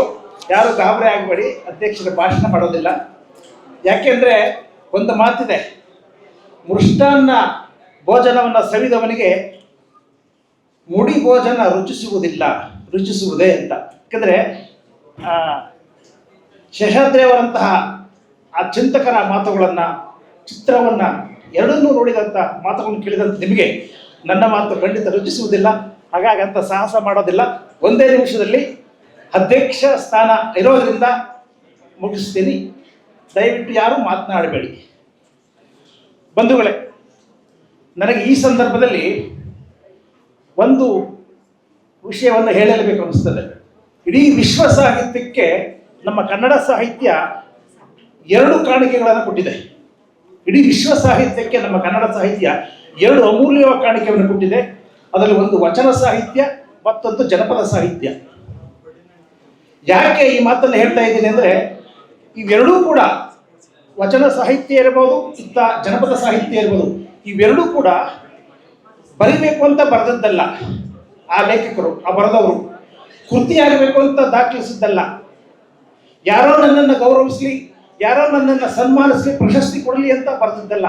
ನಮ್ಮ ವಚನಕಾರರು ಅಷ್ಟೇ, ನಮ್ಮ ಜನಪದ ಲೇಖಕರು ಅಷ್ಟೇ. ಆದರೆ ನಮ್ಮ ಶೇಷಾದ್ರಿಯವರು ಪ್ರಾರಂಭದಲ್ಲಿ ಹೇಳಿದರು, ಒಂದು ನಿಮಿಷ, ಓದು ಮುಖ್ಯವೋ ಅನುಭವ ಮುಖ್ಯವೋ ಅಂತ. ಅನುಭವಜನ್ಯವಾದಂಥ ಈ 2 ಸಾಹಿತಿಗಳು ಇಡೀ ವಿಶ್ವಕ್ಕೆ ಮಾದರಿ. ಯಾಕೆಂದರೆ ಇವರು ತಾವು ಏನನ್ನ ಕಂಡ್ರೋ, ತಾವೇನನ್ನ ಅನುಭವಿಸಿದ್ರೋ, ತಾವೇನನ್ನ ಸ್ವತಃ ಅದನ್ನು ವ್ಯಕ್ತಪಡಿಸಿದ್ರಷ್ಟೇ. ಕವಿ ಹೇಳಲಿರಲಾರನು, ಹೇಳದ ತಾಳಲಾರನು ಅನ್ನೋ ಪದ ಇದೆಯಲ್ಲ, ಹಾಗೆ ಅವ್ರ ಬದುಕಿನಲ್ಲಿ ಅವ್ರು ಏನನ್ನ ಕಂಡ್ರು ಅದನ್ನು ದಾಖಲಿಸ್ತಾ ಹೋದ್ರು. ನೋಡಿ, ಆಗ ನನಗೊಂದು ಅಕ್ಕ ಮಹಾದೇವರ ಒಂದು ವಚನ ನೆನಪಾಗುತ್ತೆ. ಅದೇನು ಮುಗಿಸ್ತೀನಿ. ಅಕ್ಕ ಮಹಾದೇವಿಯರ ವಚನ ನೀವೆಲ್ಲ ಕೇಳಿರ್ಬೋದು. ಬೆಟ್ಟದ ಮೇಲೊಂದು ಮನೆಯ ಮಾಡಿ ಮೃಗಗಳಿಗೆ ಹಂಚಿದೊಡೆಂತಯ್ಯ ಅಂತ ಹೇಳ್ತಾರೆ. ಅದೇ ಸಂತೆಯೊಳಗೊಂದು ಮನೆಯ ಮಾಡಿ ಶಬ್ದಕ್ಕೆ ನಾಚಿದೊಡೆಂತಯ್ಯ ಅಂತ ಹೇಳ್ತಾರೆ. ನೋಡಿ, ಇದು ಕಾವ್ಯವಲ್ಲ, ಬದುಕು. ಬೆಟ್ಟದ ಮೇಲೊಂದು ಮನೆಯ ಮಾಡಿ. ನಮ್ಮ ಬದುಕು ಒಂದು ಬೆಟ್ಟ. ನಾವು ಬಂದಿರುವುದ ಈ ಬದುಕಿನಲ್ಲಿ ಒಂದು ಬೆಟ್ಟ, ಒಂದು ಸಂತೆ. ಇಲ್ಲಿ ಬಂದು ನಾವು ಮೃಗಗಳಿಗೆ ಅಂಜಿಡಿದಂತೆಯ, ಶಬ್ದಗಳಿಗೆ ನಾಚಿದಂತೆಯ, ಅಂದರೆ ಎಷ್ಟು ಸಾಂಕೇತಿಕವಾಗಿದೆ ನೋಡಿ. ಮೃಗಗಳು ನಮ್ಮ ಸಮಸ್ಯೆಗಳು, ಬೆಟ್ಟ ಅನ್ನುವುದು ನಮ್ಮ ಬದುಕಾದರೆ ಮೃಗಗಳು, ಸಂತೆಯ ಶಬ್ದಗಳು ನಮ್ಮ ಸಮಸ್ಯೆಗಳು. ಕಿತ್ತು ತಿಂತವೆ ನಮ್ಮನ್ನ. ಅವಕ್ಕೆ ಅಂಜಬೇಕಾ? ಬದುಕನ್ನು ಎದುರಿಸುವ ಒಂದು ತಾಕತ್ತಿದು, ಬದುಕಿನ ಎದುರಿಸುವ ಒಂದು ಸಾಂಕೇತಿಕತೆ. ಯಾಕೆ ನಮ್ಮಲ್ಲಿ ಸಣ್ಣ ಸಣ್ಣದಕ್ಕೆಲ್ಲ ನಮ್ಮ ವಿದ್ಯಾರ್ಥಿಗಳು, ಜನರು ಆತ್ಮಹತ್ಯೆ ಮಾಡ್ಕೊಳ್ತಾ ಇದ್ದಾರೆ ಅಂದರೆ ಇದು ಅವ್ರಿಗೆ ಗೊತ್ತಿಲ್ಲದೆ ಇರೋದ್ರಿಂದ. ಸಮಸ್ಯೆಗಳು ನಮಗೆ ಸವಾಲಾಗಬೇಕು ಹೊರತು ನಮ್ಮ ಮೇಲೆ ಸವಾರಿ ಮಾಡಬಾರ್ದು. ಅದಕ್ಕೋಸ್ಕರ ನನ್ನ ಅಕ್ಕನ ವಚನವನ್ನು ಹೇಳಿದೆ, ಬೆಟ್ಟದ ಮೇಲೊಂದು ಮನೆಯ ಮಾಡಿ ಮೃಗಗಳಿಗೆ ಅಂಜಿದರೆ ಅಂತಯ್ಯ. ಅಲ್ವಾ? ಅಂಜಬೇಕಾ ಮೃಗಗಳಿಗೆ? ಇಲ್ಲ. ಹಾಗೆ ಮತ್ತೊಂದು ಜನಪದ ಸಾಹಿತ್ಯ ಕೇಳಿ ನಾನು ಮುಗಿಸ್ತೀನಿ. ಒಬ್ಬ ಮಹಿಳೆ, ನಮ್ಮ ಜನಪದ ತಾಯಿ, ತನ್ನ ಮಗುವನ್ನು ಮಲಗಿಸ್ಬೇಕು. ತಾನು ಕೆಲಸ ಮಾಡಬೇಕಲ್ಲ, ಮಗುವನ್ನು ಮಲಗಿಸ್ಬೇಕು. ಮಲಗಿಸೋದಕ್ಕೆ ಒಂದು ತನ್ನ ಸೀರೆಯನ್ನು ಕಟ್ತಾಳೆ, ಅಲ್ಲಿಗೆ ಮಗುವನ್ನು ಹಾಕ್ತಾಳೆ. ಅದು ಮಲಗಿಸ್ಬೇಕಾದ್ರೆ ಏನು ಮಾಡಬೇಕು? ಒಂದು ಲಾಲಿ ಆಡಬೇಕು. ಅವಳು ಲಾಲಿ ಹಾಡನ್ನು ಹೇಳ್ತಾಳೆ, ದಯವಿಟ್ಟು ಕೇಳಿ. ತನ್ನ ಕಂದನಿಗೆ ಮಲಗಿಸುವ ಸಲುವಾಗಿ ಅವಳು ಹಾಡ್ತಾಳಲ್ಲ, ಅದು ಹೇಗಿದೆ ಅಂತ. ಆಚಾರ ಕರಸಾಗು, ಆಚಾರ ಕರಸಾಗು, ನೀತಿಗೆ ಪ್ರಭುವಾಗು, ಮಾತಿನಲ್ಲಿ ಚೂಡಾಮಣಿಯಾಗು, ಮಾತಿನಲ್ಲಿ ಚೂಡಾಮಣಿಯಾಗು ನನ್ನ ಕಂದ, ಜ್ಯೋತಿಯೇ ಆಗು ಜಗಕ್ಕೆಲ್ಲ. ನೋಡಿ, ಮಗುವನ್ನು ಮಲಗಿಸುವ ನಿಟ್ಟಿನಲ್ಲಿ ಎಂಥ ಸಂದೇಶವನ್ನು ಕೊಡ್ತಾಳೆ. ನನ್ನ ಮಗ ಹೇಗಾಗಬೇಕು, ನನ್ನ ಕುಡಿ ಹೇಗೆ ಬೆಳಿಬೇಕು. ಇಂತಹ ತಾಯಿಂದಿರು ನಮ್ಮ ಜಗತ್ತಿನಲ್ಲಿ ನಮ್ಮ ಇದು ಹುಟ್ಟರೆ ಇಡೀ ನಮ್ಮ ಮಕ್ಕಳೆಲ್ಲ ಎಲ್ಲ ವಿಶ್ವೇಶ್ವರೇ ಆಗ್ಬಿಡ್ತೀವಿ ನಾವು. ನಮ್ಮ ಮಕ್ಕಳೆಲ್ಲ ವಿವೇಕಾನಂದರ ಆಗ್ಬಿಡ್ತಾರೆ. ಇದು ನಮ್ಮ ಜನಪದ ಸಾಹಿತ್ಯದ ಆಶಯ. ನೋಡಿ, ಇವ್ರು ಯಾರೂ ಕೂಡ ಯಾವುದೇ ವಿಶ್ವವಿದ್ಯಾಲಯ ಓದಿಲ್ಲ, ಯಾವ PhD ಮಾಡಲಿಲ್ಲ. ಇವ್ರ ಅನುಭವ ಇದನ್ನ ಕೊಡಿಸ್ತು. ಶೇಷಾದ್ರಿ ಅವರು ಹೇಳಿದ್ರು, ಆ ಮಾತು ಆದ್ಮೇಲೆ ನನಗೆ ನೆನಪಂತು, ಅನುಭವ ಮುಖ್ಯವೋ ಓದು ಮುಖ್ಯವೋ?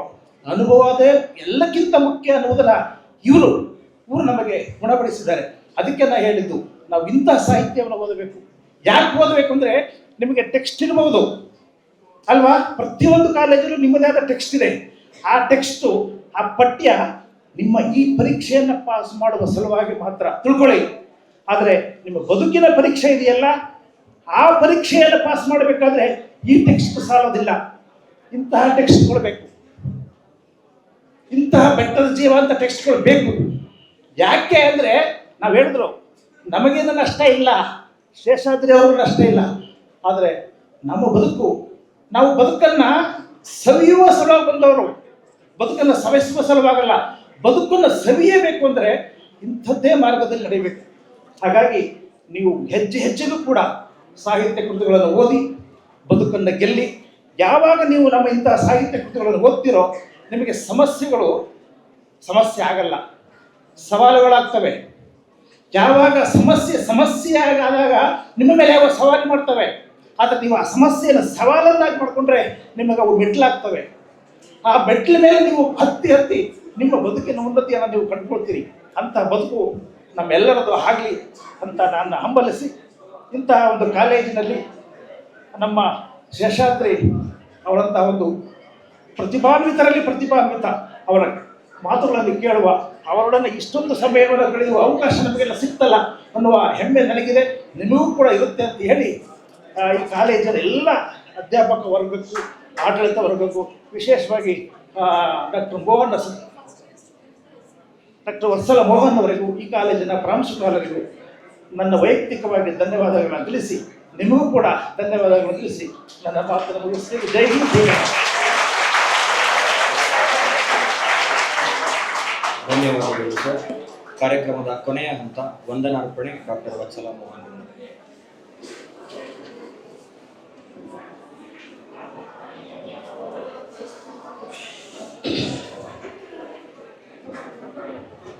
ಕನ್ನಡ ಪುಸ್ತಕ ಪ್ರಾಧಿಕಾರ, ಸುರಾನ ಕಾಲೇಜಿನ ಕನ್ನಡ ವಿಭಾಗ ಬಹಳ ಒಳ್ಳೆ ಕೆಲಸವನ್ನ ಮಾಡೋದಕ್ಕೆ ಕಿರಣ್ ಸಿಂಗ್ ನನ್ನ ಆತ್ಮೀಯ ಸ್ನೇಹಿತರು ಕೂಡ ಅಂಕಣದಲ್ಲಿ ತಿಂಗಳ ಪುಸ್ತಕ ಅನ್ನುವಂಥದ್ದನ್ನ 2ನೇ ಮಾಲಿಕೆಯನ್ನ ನಾವು ಈಗಾಗಲೇ ಉದ್ಘಾಟನೆ ಮಾಡಿದ್ದೀವಿ. ಆದರೆ ಮೊದಲ ಈ ಡಾಕ್ಟರ್ ಶಿವರಾಮ್ ಕಾರಂತರ ಕಾದಂಬರಿ ಬೆಟ್ಟದ ಜೀವವನ್ನ ಕುರಿತು ಪಿ ಶೇಷಾದ್ರಿ ಅವರು ಮಾತಾಡ್ತಾರೆ. ನಿಮ್ಮ ಕಾಲೇಜಿನಲ್ಲಿ ಆಗಬೇಕು ಅಂತ ನನಗೆ ಕಿರಣ್ ಸಿಂಗ್ ಅವರು ಹೇಳಿದಾಗ ಬಹಳ ಖುಷಿ ಆಯಿತು. ಸಂತೋಷದಿಂದ ನಮ್ಮ ವಿದ್ಯಾರ್ಥಿಗಳಿಗೆ ಈ ಅನುಭವ ಆಗಲೇಬೇಕು ಅನ್ನೋದು ಒಂದು. ಇನ್ನೊಂದು, ಬೆಟ್ಟದ ಜೀವದಂತಹ ಕೃತಿಯನ್ನ ಕನ್ನಡದ ಜಗತ್ತಿಗಷ್ಟೇ ಅಲ್ಲ, ಇಡೀ ಜಗತ್ತಿಗೆ ಕೊಟ್ಟಂತಹವರು ಶೇಷಾದ್ರಿ ಅವರು. ಅವರೇ ಬಂದು ಇದನ್ನು ಮಾತಾಡ್ತಾರೆ ಅನ್ನೋದು ಬಹಳ ಖುಷಿ ಆಯಿತು. ನಾವಿಬ್ಬರು, ಕಿರಣ್ ಸಿಂಗ್ ಮತ್ತು ಇಬ್ಬರು ಪ್ರಿನ್ಸಿಪಲ್ ಹತ್ರ ಮಾತಾಡಿ ಇದರ ಅನುಮತಿಯನ್ನು ಪಡೆದು, ಎಲ್ಲಕ್ಕಿಂತ ಹೆಚ್ಚಾಗಿ ಈ ಪ್ರಾಧಿಕಾರದ ಅಧ್ಯಕ್ಷರಾಗಿರುವಂತಹ ಶ್ರೀಯುತ ಡಾಕ್ಟರ್ ಮಾನಸ ಅವರು, ಅವ್ರ ಮೂಲಕ ಸುರಾನ ಕಾಲೇಜಿನಲ್ಲಿ ಈ ಕಾರ್ಯಕ್ರಮ ಆಗ್ತಿದೆ ಅನ್ನೋದು ಬಹಳ ಸಂತೋಷದ ವಿಷಯ. ಈ ಕಾರ್ಯಕ್ರಮವನ್ನು ನಮ್ಮ ವಿದ್ಯಾರ್ಥಿಗಳಿಗೆ ಈ ಕಾರ್ಯಕ್ರಮದ ಮೂಲಕ ತಲುಪಿಸೋದಕ್ಕೆ ಅವಕಾಶ ಮಾಡಿಕೊಟ್ಟಂತಹ ಮೊದಲನೇದಾಗಿ ಕನ್ನಡ ಪುಸ್ತಕ ಪ್ರಾಧಿಕಾರಕ್ಕೆ ಮತ್ತು ಅಧ್ಯಕ್ಷರಾದಂತಹ ಡಾಕ್ಟರ್ ಮಾನಸ ಅವರಿಗೆ, ಆಡಳಿತ ಅಧಿಕಾರಿಗಳಾಗಿರುವಂತಹ ಶ್ರೀಯುತ ಕಿರಣ್ ಸಿಂಗ್ ಅವರಿಗೆ ಕಾಲೇಜಿನ ಪರವಾಗಿ ನಾವು ಹೃದಯಪೂರ್ವಕ ಧನ್ಯವಾದಗಳನ್ನು ಅರ್ಪಿಸ್ತೀವಿ. ಅಧ್ಯಕ್ಷರಾದಂತಹ ಡಾಕ್ಟರ್ ಮಾನಸ ಅವರಿಗೆ, ಸುಷ್ಮಾ ನೀರು, ಮಹೇಶ್ ಸರ್ ವಿಭಾಗದ ಪರವಾಗಿ, ಇಲ್ಲ ಮಂಜುಳಾ ಬಾ, ಡಾಕ್ಟರ್ ಮಂಜುಳಾ ಅವರು ಅಧ್ಯಕ್ಷರಾದಂತಹ ಡಾಕ್ಟರ್ ಮಾನಸ ಅವರಿಗೆ ಕಾಲೇಜಿನ ಪರವಾಗಿ, ವಿಭಾಗದ ಪರವಾಗಿ ಅರ್ಪಿಸ್ತಾ ಇದ್ದಾರೆ.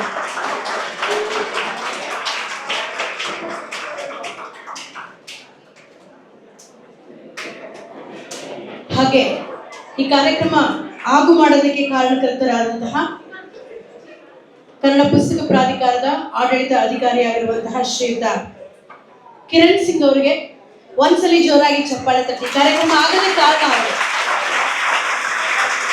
ಕಾಲೇಜಿನ ಪರವಾಗಿ ಸುಷ್ಮಾ ಪರವಾಗಿ.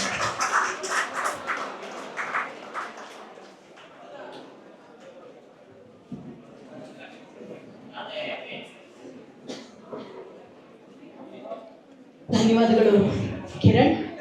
ಕಾಲೇಜಿನ ಪರವಾಗಿ, ನಮ್ಮೆಲ್ಲ ವಿದ್ಯಾರ್ಥಿಗಳ ಪರವಾಗಿ, ಕನ್ನಡ ವಿಭಾಗದ ಪರವಾಗಿ, ಕಾಲೇಜಿನ ಪರವಾಗಿ ನಮಗೆ ಹೃದಯಪೂರ್ವಕ ಧನ್ಯವಾದಗಳನ್ನ ಅರ್ಪಿಸ್ತೀನಿ. ಶೇಷಾದ್ರಿ ಅವರು ನಮ್ಮ ಕಾಲೇಜಿಗೆ ಬರ್ತಿರೋದು ಇದು ಹೊಸದಲ್ಲ. ಕನ್ನಡ ವಿಭಾಗದ ಪರವಾಗಿ ಅವರು ನಮ್ಮ ಜೊತೆಲಿರುವಂತಹ ಪಾಠ ಮಾಡುವಂತಹ ಮೇಷ್ಟ್ರು ಅಂತಾನೆ ಅನ್ಕೊಳ್ತೀವಿ ನಾವು. ಕಾಲೇಜಿನ ಪರವಾಗಿ ಮತ್ತೊಮ್ಮೆ ಅವರಿಗೆ ನಾವು ಪ್ರೀತಿಯ ಧನ್ಯವಾದಗಳನ್ನ ಅರ್ಪಿಸ್ತೀವಿ. ಏನಿಲ್ಲ ಸರ್, ಇನ್ನು ಕಳೆದ 1 ತಿಂಗಳು ಇದನ್ನ ಅಸೈನ್ಮೆಂಟ್ ಆಗಿ ನಾವು ಅವರಿಗೆ ವಿದ್ಯಾರ್ಥಿಗಳಿಗೆ ಕಾದಂಬರಿನೂ ಓದ್ತಾರೆ ಅವರು. ಅದಾದ್ಮೇಲೆ ನಿಮ್ಮ ಚಿತ್ರವನ್ನು ನಾವು ನೋಡಬೇಕು. ಅದರ ಲಿಂಕ್ ಅನ್ನ ತಾವು ಕಳಿಸ್ಕೊಟ್ರೆ ನಮ್ಮ ವಿದ್ಯಾರ್ಥಿಗಳೆಲ್ಲ ನೋಡ್ತಾರೆ. 1 ತಿಂಗಳು ಆದ್ಮೇಲೆ ಅವಶ್ಯಕತೆ ಬಿದ್ರೆ ತಮ್ಮಲ್ಲಿ ವಿನಂತಿಸ್ಕೊಳ್ತೀನಿ ನಾನು, ತಾವು ಮತ್ತೊಮ್ಮೆ ಬಂದು ಇದನ್ನ ಕನ್ಕ್ಲೂಡ್ ಮಾಡ್ಕೊಳ್ಬೇಕು ಅಂತ ನಾನು ಕೇಳ್ಕೊಳ್ತೀನಿ. ಪ್ರಾಧಿಕಾರಕ್ಕೆ ಮತ್ತೊಮ್ಮೆ ಧನ್ಯವಾದಗಳನ್ನ ಹೇಳ್ತಾ, ಈ ಕಾರ್ಯಕ್ರಮ ಆಗು ಮಾಡೋದಕ್ಕೆ ನನ್ನ ಎಲ್ಲ ಕನ್ನಡ ವಿಭಾಗದ ಅಧ್ಯಾಪಕರಾದಂತಹ doctor Sushma, professor Mahesh, doctor Manjula, ಇವರೆಲ್ಲರೂ ನಾನು ಧನ್ಯವಾದಗಳನ್ನ ಅರ್ಪಿಸ್ತೀನಿ. ಹಾಗೆ ನನ್ನ ಎಲ್ಲ ಅಧ್ಯಾಪಕರು ಕಾರ್ಯಕ್ರಮಕ್ಕೆ ಬಂದಿದ್ರು, ಪ್ರಾಂಶುಪಾಲರು, PU ಪ್ರಾಂಶುಪಾಲರು ಬಂದಿದ್ರು. ಎಲ್ಲಕ್ಕಿಂತ ಹೆಚ್ಚಾಗಿ ಡಾಕ್ಟರ್ ವೀಣಾ ಕೆ ಮೇಡಮ್, ನಮ್ಮ ಪ್ರಾಂಶುಪಾಲರು, ಅವರ ಅನುಪಸ್ಥಿತಿಯಲ್ಲಿ ಅವರಿಗೆ ನಾನು ಧನ್ಯವಾದಗಳನ್ನ ಅರ್ಪಿಸ್ತೀನಿ. ವಿದ್ಯಾರ್ಥಿಗಳಿಗೆ ಧನ್ಯವಾದ ಹೇಳೋ ಅವಶ್ಯಕತೆನೇ ಇಲ್ಲ. ಇದು ಪ್ರಾರಂಭ. ಈ 4ನೇ ಸೆಮಿಸ್ಟರ್ನ ಅಸೈನ್ಮೆಂಟ್ ಇದು. ನೀವು ಬೆಟ್ಟದ ಜೀವ ಕಾದಂಬರಿಯನ್ನು ಓದಬೇಕು ಮತ್ತು ಶೇಷಾದ್ರಿ ಅವರು ಮಾಡಿರುವಂತಹ ಚಿತ್ರವನ್ನ ನೋಡಬೇಕು. ನೋಡಿದ ಆದ್ಮೇಲೆ ಯಾವ ರೀತಿ ಇದನ್ನ ಅಸೈನ್ಮೆಂಟ್ ರೂಪದಲ್ಲಿ, ಯಾವ ರೀತಿ ನಿಮಗೆ ಇದನ್ನ ಇನ್ನೂ ಹೆಚ್ಚಿನ ರೀತಿಯಲ್ಲಿ ತಲುಪಿಸಕ್ಕಾಗತ್ತೆ ಅನ್ನೋದನ್ನ ಯೋಚನೆ ಮಾಡಿ ಅದನ್ನ ನಾವು ಮುಗಿಸ್ಬೋದು ಸರ್. ಎಲ್ಲರಿಗೂ ನಮಸ್ಕಾರ, ಧನ್ಯವಾದಗಳು. ಮಾಧ್ಯಮದ ಮಿತ್ರರೆಲ್ಲರೂ ಒಂದೇ 1 ನಿಮಿಷ, ಹೆಚ್ಚು ಸಮಯ ತಗೊಳ್ಳಲ್ಲ. ಈ ಕಾರ್ಯಕ್ರಮವನ್ನು ಇಲ್ಲಿ ನಡೆಸೋದಕ್ಕೆ ನಮಗೆ ತುಂಬ ಸಹಕಾರ ಕೊಟ್ಟ ಸುರಾನ ಕಾಲೇಜು ಕನ್ನಡ ವಿಭಾಗಕ್ಕೆ ನಾವು ಪ್ರಾಧಿಕಾರದ ಪರವಾಗಿ ವಿಶೇಷ ಕೃತಜ್ಞತೆ ಸಲ್ಲಿಸ್ತೇವೆ. ಮುಖ್ಯವಾಗಿ ಡಾಕ್ಟರ್ ವತ್ಸಲ ಮೋಹನ್ ಅಧ್ಯಕ್ಷರು ಅವರಿಗೆ ಒಂದು ಕಿರುಕಾಣಿಕೆಯನ್ನು ಕೊಡಬೇಕು. ಹಾಗೆ doctor NC Mahesh, doctor Manjula GH,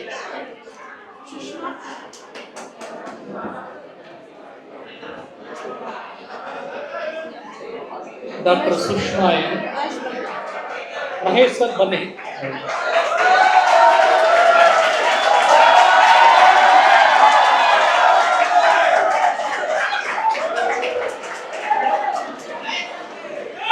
ಹಾಗೆ ಈ ಕಾರ್ಯಕ್ರಮವನ್ನ ತುಂಬಾ ಸೊಗಸಾಗಿ ನಿರೂಪಣೆ ಮಾಡಿದಂತ ಅನುಷ್ ಅವ್ರಿಗೂ ಪ್ರಾಧಿಕಾರದಲ್ಲಿ ಪ್ರಶಂಸೆ.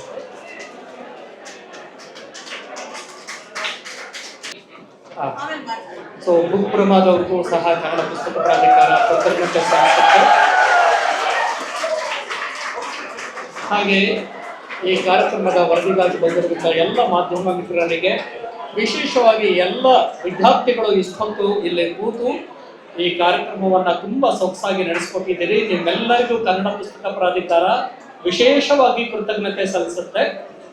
ಒಂದು ಪ್ರಕಟಣೆಯೂ ಇದೆ.